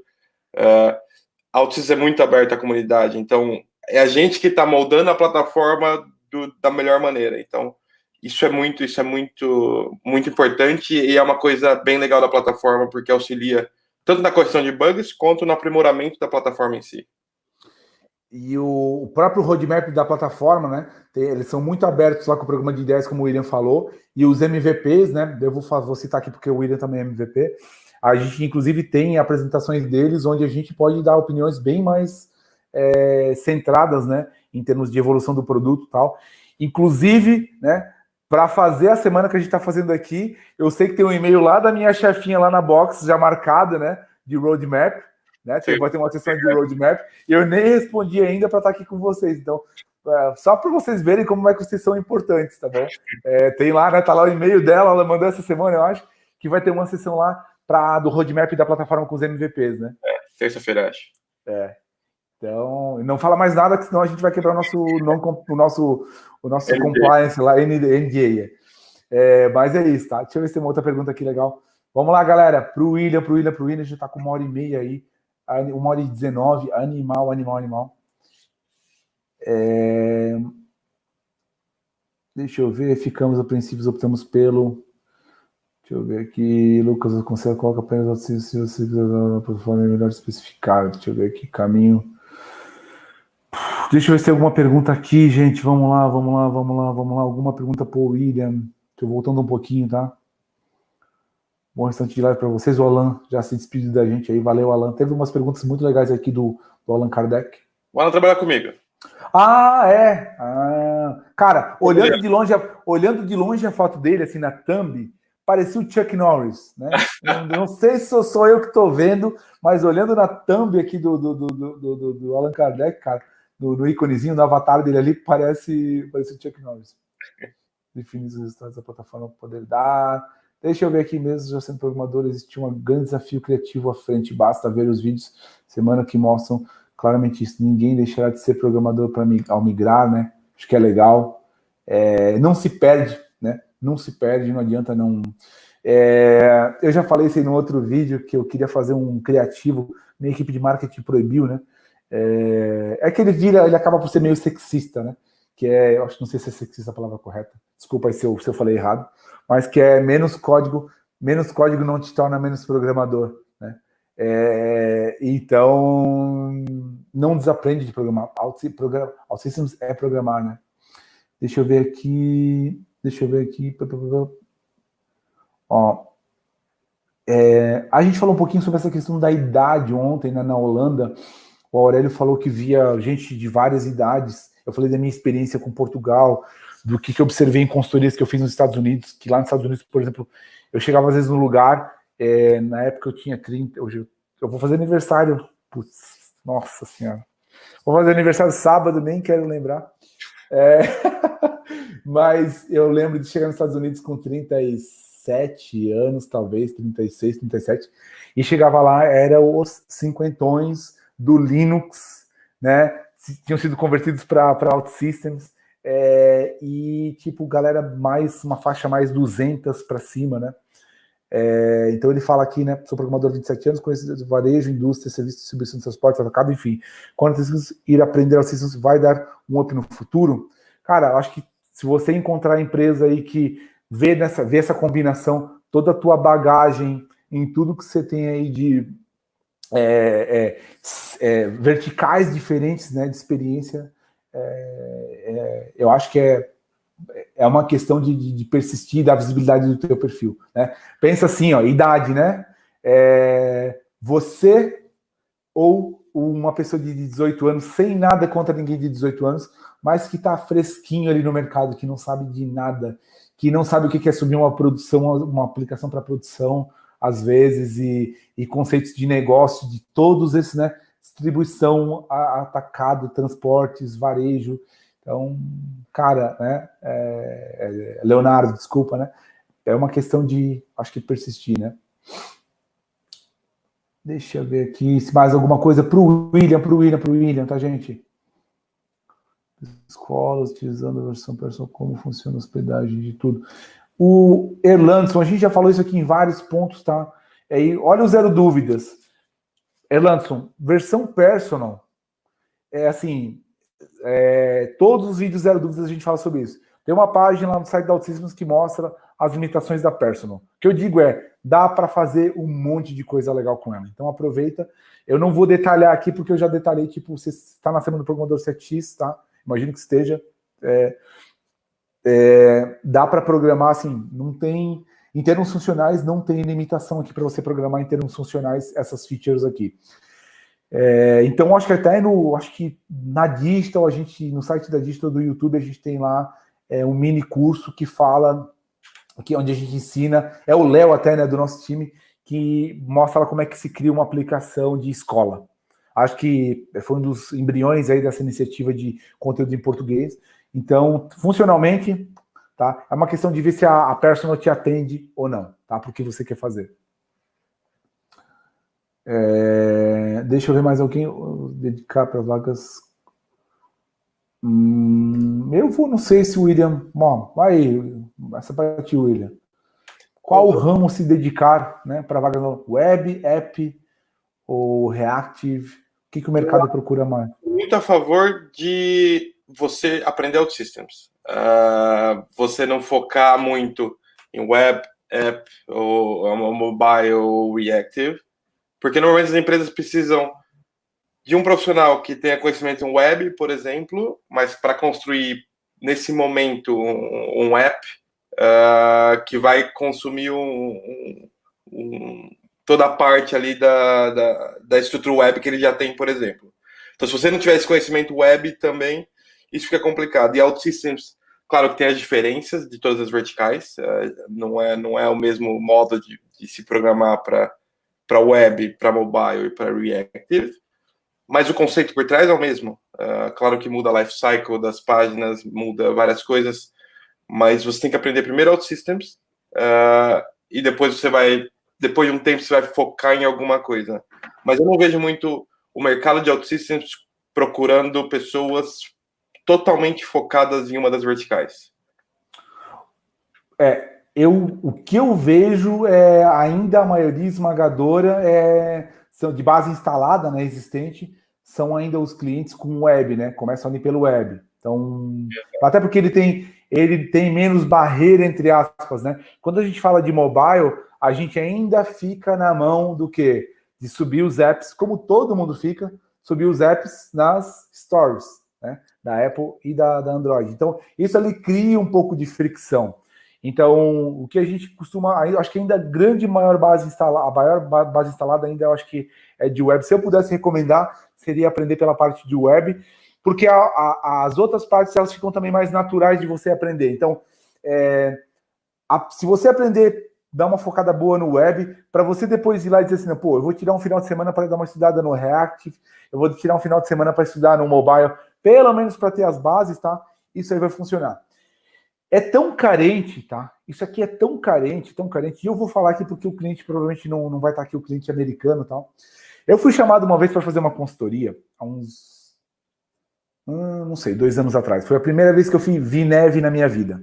Eu morei 7 anos em Portugal e nunca criei vergonha na cara de ir lá para a Serra da Estrela para ver neve, tá? E aí, eu fui chamado para ir num cliente nos Estados Unidos, não era cliente meu direto, foi pela própria OutSystems, e eles precisavam de apoio com o mobile. E eu, na altura, disse, gente, olha, eu não programei nada em mobile ainda, tá? Tô abrindo o coração aqui porque eu não quero que o cliente se frustre e por aí vai. E daí eu falei, eu não programei nada em mobile ainda. E aí, daí eles vão, tá, então, peraí, Rafael, deixa eu ver o tamanho do que eles precisam lá. A princípio era uma mentoria de 1 semana, né? Aí beleza, aí voltaram e tal. Gente, eu vou contar aqui a cronologia, eu vou tentar ser bem fidedigno, tá? A gente tá falando de um bate-papo tipo, Rafael, sexta queria falar contigo na segunda, beleza, daí marcamos a call. É mobile, não sei o quê, vamos fazer um bate-papo na terça. Acho que foi mais ou menos assim, terça-feira a gente falou. Aí eu falei, eu disse, eu não sou, eu tenho uma base muito básica eu nunca fiz nada de mobile, só dei uma olhada, uma brincada, né?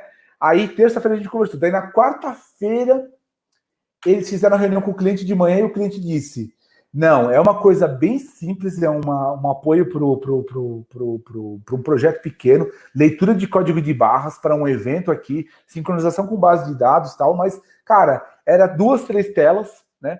E o cliente já estava estudando também, então, assim, é mais para você desbloquear e qualquer coisa, Rafael, você aciona a gente, que a gente também te ajuda, né? Quarta-feira, tá? E daí, então, eu perguntei, então, isso quer dizer sim?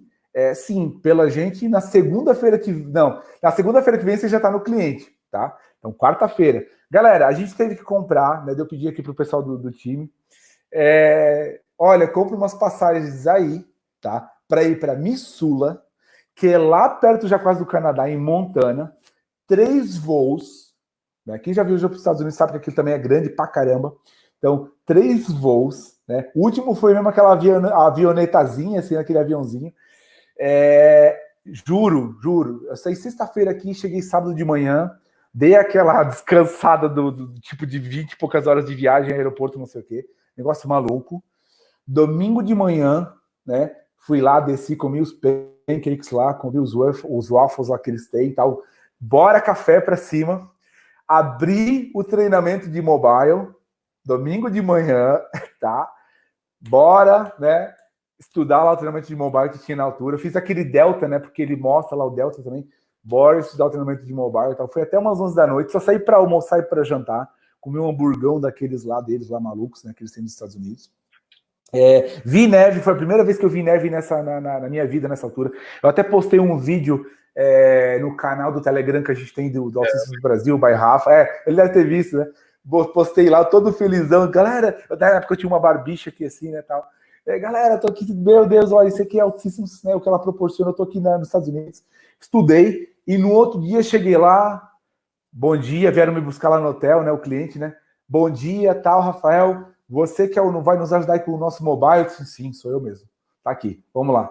Como era tudo tão parecido, né, e eles tinham alinhado a expectativa que não era um bicho de 7 cabeças, galera, eu eu viajei, me arrisquei, né? Mas eu viajei lá, cheguei lá e basicamente, assim, imagina a pressão, né? Pressão, cliente americano, tal, viagem, cansado, mobile, né? Resultado, tá? Em 3 dias a gente já tinha um negócio resolvido. Então a gente passou mais 2 dias, eu até perguntei para vocês, o que vocês querem que eu faça agora? Tá? Dá uma mentoria para eles aí sobre lifetime, fala sobre outras coisas, boas práticas de arquitetura e por aí vai. Mas juro, assim, eu juro para vocês, eu quero que caia um raio aqui se eu estiver mentindo. Era quarta-feira, 3h30 da tarde, 4 horas da tarde, a gente foi testar lá no hotel onde ia ser o evento, porque eles queriam ver se não ia ter problema de Wi-Fi, o sincronismo. Então, eles são bem, né? Eles querem garantir mesmo que tá tudo certinho. E, cara, quarta-feira, na parte das 3 e pouco da tarde, a gente estava lá bebendo uns coquetéis lá, comemorando que o app já estava pronto. Então, galera, assim, tendo vontade de aprender, né? Tendo vontade de aprender, é tudo muito parecido. Tem uma diferença de paradigma do web para o mobile, né? Porque não tem o preparation, quando você vai de um para o outro e tal. Mas eu acho que o web ele é o mais antigo deles, né? E o que você vai encontrar a maior parte dos projetos com clientes com esse tipo de projeto, né? Então, mas assim, tendo vontade de aprender, você vai ver que o jeitão da plataforma é todo muito parecido. A base é a mesma com conceitos diferentes, né, Rafa? Então, eu lembro muito disso daí, eu fiquei mais 2 dias lá, aí voltei, daí perdi voo, e não sei o que, perdi o voo por 5 minutos, eu tive que dormir lá, aí não tinha cueca, não tinha meia, quando você perde o voo lá, eles te dão um kitzinho, né, de higiene, mas não te dão roupa. Aí comprei uma cueca samba canção do Darth Vader lá, umas camisas como é que é, da NASA, no aeroporto. Então, assim, essa coisa louca aí, né, de consultoria. Mas, assim, quando você tem vontade de aprender, dá um jeito. Eu passei literalmente o domingo dentro do hotel, lindo lá fora, assim, a neve, né? Estudando assim. O vídeo que eu gravei no sábado, quando eu ainda estava ainda, né, descansando, desopilando. Aí no domingo de manhã, bora café e estudar lá o mobile para fazer brilhar. Então, as coisas loucas aí de consultoria que a gente tem. Tem que ter vontade, galera, tem que ter vontade de aprender. O resto se resolve. O Heinz, né? Não sei se você consegue competir com o SAP. Vocês já pegaram clientes do SAP? Eu nunca tirei nenhum cliente do SAP. O que a gente já fez foi integrar com o SAP. Por quê? E a própria Autosystems, ela fala muito disso, né? Que quando você fala de SAP, você está falando de um ERP. Então, é uma solução que é construída e ela é parruda, parruda no sentido positivo, né? Ela é forte para resolver problemas conhecidos, né? Então, o ERP, o objetivo dele é você resolver problemas conhecidos, você ter toda a parte de contabilidade financeira, produção, criação de grade de produto, contabilidade já falei. Então, tudo isso de acordo com a legislação, com as regras, com tudo que tem que se fazer inerente a isso daí. Então, um ERP, ele vem para, né, de uma forma simplória aqui, ele vem para botar dentro das empresas, para botar dentro das empresas a forma certa de fazer coisas conhecidas, resolver problemas conhecidos, né? Só que quando você tem um produto ERP, ele tem um desafio inerente dessa decisão de ter um produto que é distribuído para o mundo, que eu tenho que fazer coisas que atendam o maior número de pessoas no mundo. Mas as empresas primam e berram e gritam por personalização. E quem já trabalhou com upgrade de ERP, e o Hans, de repente, trabalhou com isso aqui, pode dizer, né? Quando você começa a customizar o ERP, os upgrades começam a ficar mais complexos e mais arriscados, né? Pelo menos é o que a gente ouve, né, do mercado, e o Hans eu acho que poderia dizer aqui. Gente, eu não falo mas o cara conhecia ele, zero. Eu não falo com o Hans por telefone, eu não vejo ele na minha frente há anos, né? Então, beleza, exatamente isso daí. E daí o que a plataforma acaba por fazer? Onde é que a gente vê ela entrar mais? Eu não vejo ela entrando em lugares para substituir o SAP. Eu já vi ela entrar em lugares para fazer o quê? Você criar a camada de diferenciação. Ou seja, a customização do SAP, você se liga nas APIs deles para fazer coisas, para estender ele. Né? Quem já trabalhou com SAP, agora mudou muito. Né? Mas quem já trabalhou com SAP no passado, ele era aquele padrão ERP, quadradão. Você tem que dizer para o usuário, não, mas era assim, não, você tem que fazer assim. Essa tela é assim, toda ela é igual, é desse jeitão aqui mesmo. Cria padronização. Isso, por um lado, é bom, porque as pessoas veem que tudo é mais ou menos parecido. A forma como você personaliza um grid, faz pesquisa, guarda filtro. Então, isso é muito legal. Mas, às vezes, você tem que fazer uma coisa de camada de diferenciação. E aí, você tem que fazer uma coisa com... uma tela, é um projeto a toque de caixa, é uma coisa web, uma coisa mobile, que no ERP, e o SAP permite customização, com o ABAP, por aí vai, que no ERP às vezes fica mais demorado para se construir, mais caro e não fica tão agradável. Eu acho que agora, agradável em termos de experiência, eu acho que a SAP, por exemplo, fez uma movimentação nos últimos anos, me corrija aqui antes, com uma iniciativa que é do Fiori, não sei se é esse nome ainda, que era para dar uma cara, dar uma revitalizada, né, ou criar mecanismos para dar uma revitalizada nessa parte de UI. Talvez eu esteja falando isso errado, me perdoa quem é de SAP aqui, mas eu entendi que o Fiori vinha nessa linha aí de dar essa ferramenta para modernizar, né? Mas não sei se ele resolveu isso ou não, mas a gente vê muito você se conectar com o SAP, deixa o SAP fazer o que ele faz bem, e aí o que ele não faz, que foge daquele padrão de mercado, deixa a plataforma fazer. Então, eu participei já de projetos de SAP, de integração com SAP em Portugal. Um deles era para fazer encontro de contas entre pequenos montantes de comissões de corretores de seguro, para aquilo gerar ou um débito ou um crédito, uma bonificação para aquele corretor. Tá? Então, mas eu nunca tirei SAP de ninguém. Né? Então, é muito mais de trazer uma velocidade para personalizar ele, não penalizando ele com customizações que seriam feitas no ABAP. Né? Então, isso é o que o Rafa teve experiência aqui. E na minha época de SAP, tá, a gente trabalhava com uma extensão de um cara que se chamava Rafael também, era um tal de Rafa, era um conector de SAP do Rafa, e que só funcionava em 32 bits. E aí, eu lembro assim, a gente deu a volta lá e tal.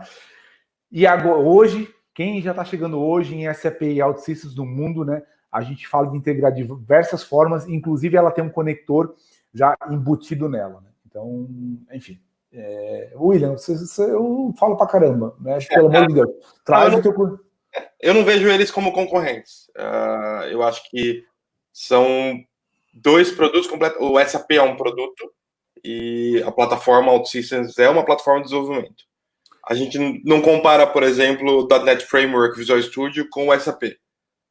Eu acho que eles estão atuando em lugares diferentes no mercado.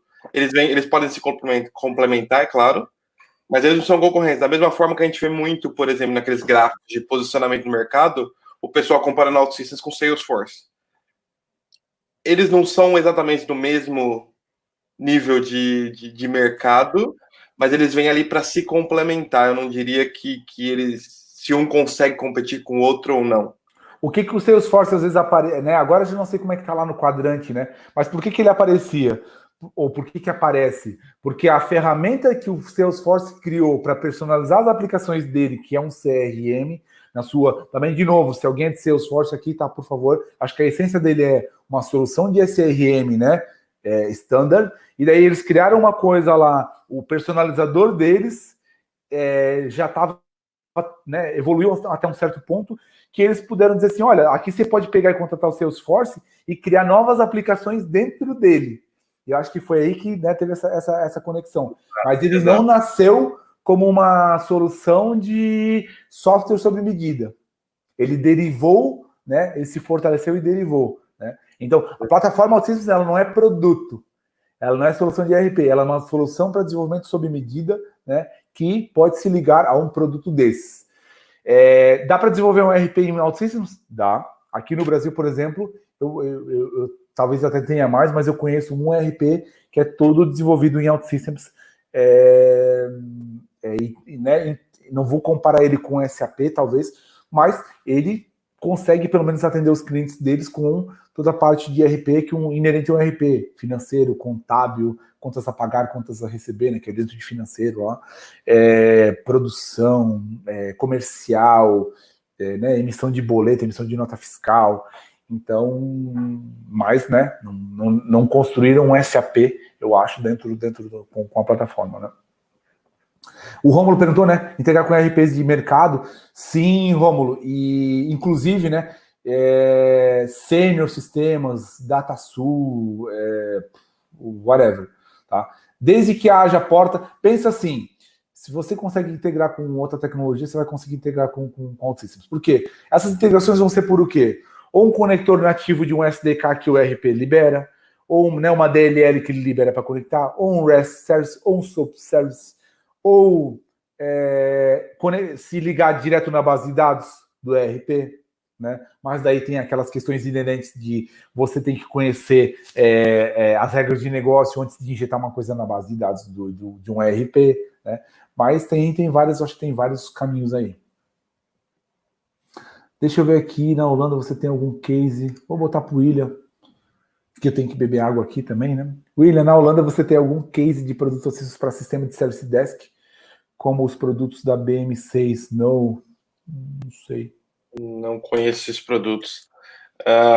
Não, eu pessoalmente nunca trabalhei num case de sistema de Service Desk. Sei que existem, inclusive no último Next Step, se não me engano, o Paulo apresentou alguma coisa similar para apresentar as funcionalidades do Azure Cognitive Services lá para ler o emocional do cliente pela voz, pelo texto, e ele mostrou que é totalmente possível e a gente sabe disso. Mas eu pessoalmente não trabalhei em nenhum case de Service Desk, não. Sabe, aprendizado no SQL, outras linguagens, cobram. Deixa eu ver aqui. O site, algum outro local que consiga materiais com passo a passo para os primeiros avanços. Marcelo, sabe se o outro local consiga materiais em passo a passo. Marcelo, não sei se você está na semana do Programador 7x.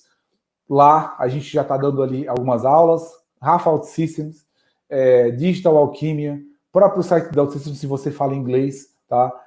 Hoje a gente com orgulho, o Rafa e a Digital, na minha empresa, a gente com orgulho aí, acho que a fonte de conteúdo em português, maior fonte de conteúdo em português no mundo de OutSystems, mas se você sabe inglês também, o site da OutSystems é animal, é muito bom, muito completo. Em relação... William, hoje de manhã a gente falou sobre o commitment, né, de cada MVP, cada um tem que escolher uma vertical para poder ajudar a comunidade, né? O William, eu não sei se foi esse que você escolheu, mas eu te vejo escrevendo bastante artigo, né?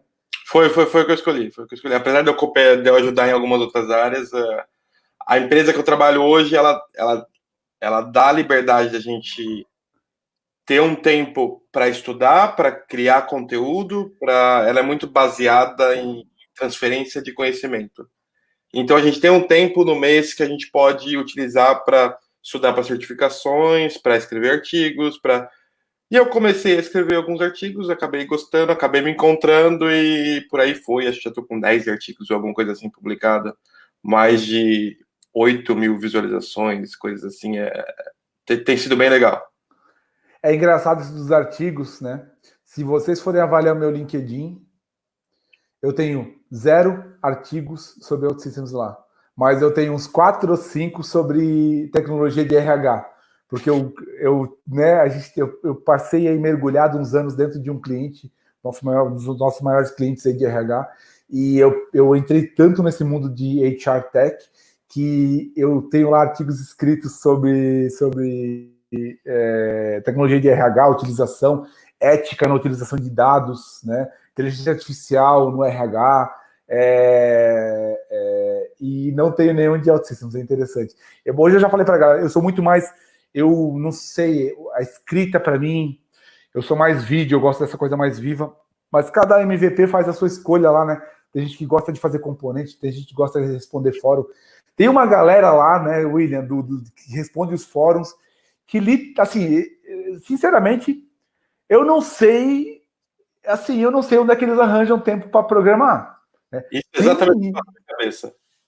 Tem uns MVPs, galera, que, tipo assim, furiosos lá nos fóruns. A gente não, assim, eu não entendo, tipo assim, como é que esse cara consegue responder tanta coisa? Mas é perfil, né? E é um cara que nunca lançou um vídeo na vida. Talvez nunca tenha escrito um artigo na vida. Então é legal que, né, naquela coisa do peixe, né, do peixe subir a árvore, é legal que mesmo dentro do programa de MVP, eles dão essa segmentada, né? O que você gosta mais? O que te apaixona? Né, para você poder ajudar a comunidade. Então eu gosto muito de evento, de vídeo, esse formato mais live e tal. Então, cara, mas tem gente lá. Cara, esse cara, ele vai lembrar agora. Cara, esse cara ele tava de férias numa estação de esqui, tá? Numa estação de esqui. Ele mandou uma foto dele, assim, tipo, vestido com óculos, eu acho, respondendo o fórum, galera. O cara ia botar lá o negócio e ia lá esquiar e tal, daqui a pouco. Então, assim, é gente que gosta muito de responder fórum. Então, tem uma galera assim, tipo, fora da casinha, né, no sentido positivo, obviamente. Tem lugar para todo mundo. Tem lugar para todo mundo. Renan Biazini, né? Estou pensando em desenvolver. Vamos botar aqui, né? Tá animal, né? Para variar, né? Assim, cara, a gente fala com assim, eu penso aí que eu trago não é para falar o que eu quero, não. É porque são pessoas que a gente viu assim, cara, decolou, né? Então tá animal aqui, mas vamos botar aqui um target, que eu tenho também 2 crianças lá em casa agora esperando. 7 minutos, daí a gente fecha a live aqui. O Renan Biazini. Estou pensando em desenvolver um app simples de controle de veículos com Reactive Native. Acha que a Systems é mais viável? O Reactive Native, o Reactive dela é relativamente recente, né, William? Foi no ano passado, né, no NextStep do ano passado, então outubro. Então, ele ainda vem sendo evoluído. Acho que teve uma grande estabilização no começo do ano. Então, para vocês terem uma ideia, aquelas acelerações que a gente tem lá de arrasta e solta para criar as telas, não existiam no Reactive antes e agora já existe. Então, acho que agora já deu uma boa equalizada, então ele é relativamente novo. Eu acho assim, tirando a questão de licenciamento, aqui tá, Renan, se você faz numa personal ou se tem que ser numa licença paga, tá?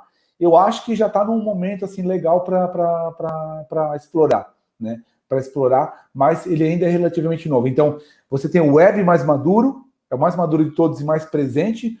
O mobile, eu me arrisco a dizer que é o segundo mais maduro e mais presente. E o Reactive nasceu mais recente. Mas existem chances do Reactive começar a ficar pau a pau com o mobile, pelos desafios que o mobile traz em relação à loja, Apple Store, né, e por aí vai. Então, eu acho que nada como experimentar. Se você, por exemplo, utilizar uma estratégia de camadas, você pode, por exemplo, optar por, de repente, construir teu data layer, teu core layer em web tradicional, né? E fazer o front em React, se você vê que, não gostei, não ficou legal, que eu acho que não vai acontecer, você shifta ele para web, né? Não vai converter, né? Mas você poderia, daí botar, se a regra de negócio ficar lá no core, né? Por exemplo, na parte de lógica de negócio, no core layer, né? Pensando em camadas, daria para arriscar assim. Mas eu não vejo também que, eu vou encontrar um negócio aqui no React que, parei, né? Como, né? Parei, acabou o meu mundo e não dá. Né? Tem algumas limitações, não com relação ao desenvolvimento, não vai ficar bloqueado do nada com alguma coisa que você não consegue seguir, mas eu sei que tem algumas limitações, estão todas listadas, se eu não me engano, no site da OutSystems.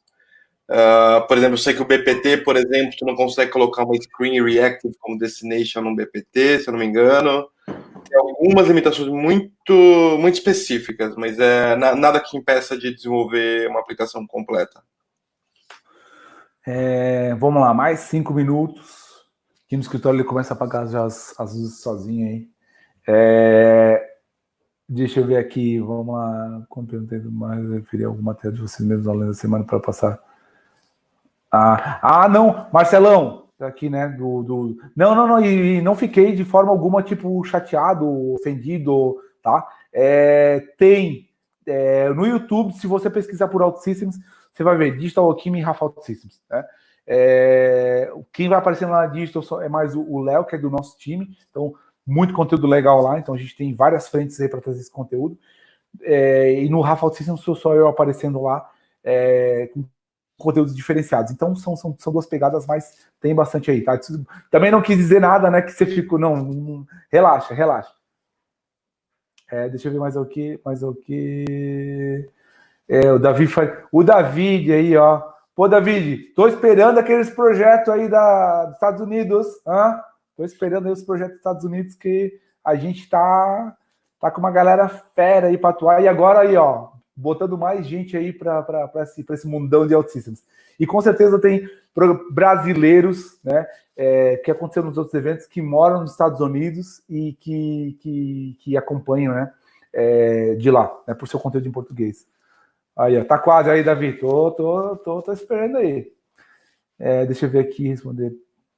Eu pesquisei vídeos, enfim, e-commerce, muita REST. REST, galera, integração, né? Deixa eu ver se qual que era WhatsApp, né?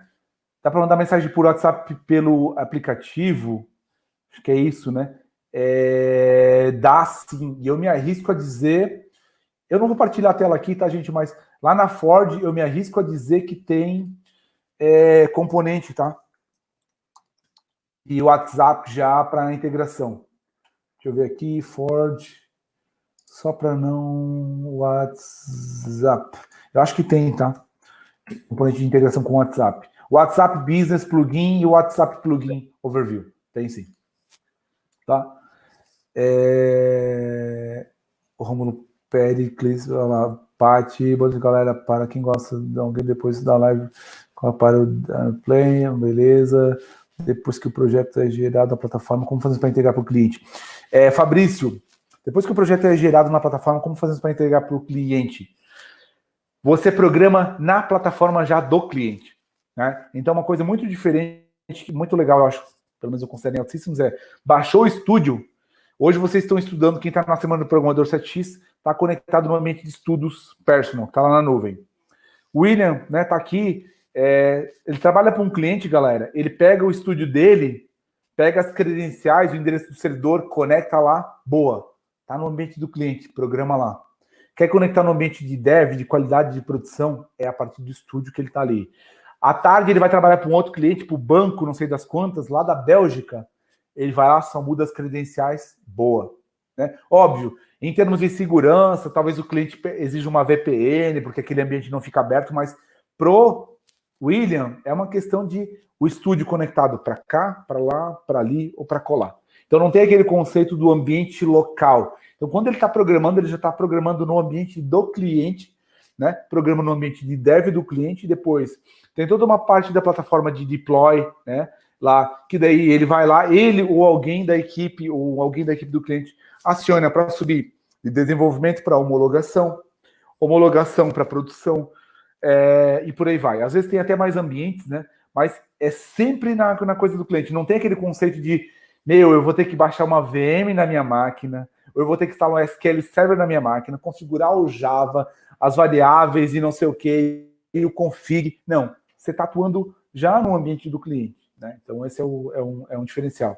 Eu vejo um caso só que é um pouco diferente e que, inclusive, é o que eu estou trabalhando nesses últimos meses. Às vezes de fazer no local mas manda aí, mano. Tá. Na verdade, a gente está trabalhando no ambiente. O que aconteceu? Nós desenvolvemos um componente para Ford em parceria com a OutSystems. É uma empresa que tem, basicamente, o que a gente está fazendo aqui, uma conferência. Essa empresa tem um framework que possibilita os devs a criarem ferramentas para utilizar áudio, vídeo e texto em comunicações. Nós desenvolvemos esse componente está na Ford, é gratuito, como tudo na Ford, mas chegou um cliente dos Estados Unidos e falou, opa, a gente viu que você tem um componente, a gente quer aprimorar esse componente para o nosso uso, para o que a gente precisa. Você pode fazer no seu ambiente e você só manda para a gente os módulos. Ou seja, eu estou desenvolvendo no ambiente local da empresa e no final de uma sprint eu mando todo esse conteúdo para o cliente, claro que liberando a parte do IPP, do Intellectual Property, que a gente não pode simplesmente tirar o código e mandar para o cliente, porque isso não vai rodar na máquina dele. Isso é legal para saber, só um parênteses, que ela tem uma proteção de propriedade intelectual também. Então, né, para quem, tipo, não, o código fica transitando, não, ela se preocupou com isso. Então, você tem uma parte de propriedade intelectual, você não pega o código lá, baixa e leva lá para não sei quem e vende lá a parada, né? Então, trabalha com empresa grande, responsabilidade grande, né? Então, tem isso aí do IPP, né? Exato. Mas esse é o único caso que eu vejo que a gente faria esse envio do pacote das aplicações ali para algum lugar. Mas é 99,9% das vezes você está trabalhando localmente na onde o código vai ficar já. Quando ele fala localmente, conecta na nuvem, no ambiente do cliente, lá pelo estúdio. Lembra, né? Quem já fez ali, você baixou lá um módulo, está programando, clicou em publicar, manda lá para o ambiente do cliente, lá ele cria a aplicação, instala tudo que precisa fazer e testa, né? A hora que amadurecer, homologação, a hora que amadurecer, produção. Então é sempre nesse, né? Sempre é muita coisa, né? Às vezes tem esses casos excepcionais que você programa local. Nós já passamos aqui da hora. Deixa eu botar aqui o Leandro. Como posso mostrar meus apps desenvolvidos para um selecionador para comprovar a experiência com a plataforma? Leandro, forma mais simples, ao meu ver, tá? Tão simples como isso, você tirar um print do teu aplicativo, do que você está fazendo e botar no LinkedIn. E marca lá, @OutSystems, marca a hashtag OutSystems, marca a hashtag LowCode, explica um pouquinho o que você está fazendo. Se for em português, não tem problema. Se for em inglês, melhor, porque daí vira mundo, né, o alcance. Às vezes é por aí, tá? Outra hipótese é o quê? Se for um app, um componente, né, que você quer mostrar e que você criou, até pode ser um app também, pode ser lá na Ford, né, que é outsystems.com/Ford, FORGE, né, de Forja, e lá é um local que seria o equivalente a um GitHub, né, para você mostrar o teu portfólio lá.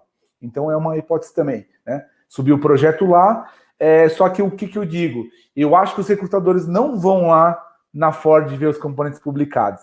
Lá eu acho que é muito mais tipo um dev identificar um outro e dizer, pô, esse cara aqui publicou umas coisas legais, ó, vamos chamar ele, vou lá falar para o RH. Numa perspectiva de dar alcance para um recrutador, hoje, sem sombra de dúvida, eu diria que é LinkedIn, tá? Da coisa mais básica do mundo, que é tirar print, que a gente indica aqui, né, até na semana, tirar print e botar lá no LinkedIn, que eu acho que já dá uma visibilidade legal. Tá bom? Galera, vamos fechar mesmo. O papo tá para variar, né? Tá show de bola.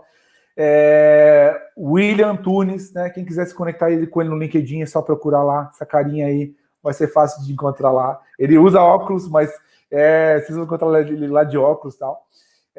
Então, William Tunes, pode se conectar com ele. Mais uma vez, obrigado. São 7 horas da noite aqui no Brasil, muito tarde aí já em Europa, a galera tá aí já madrugando.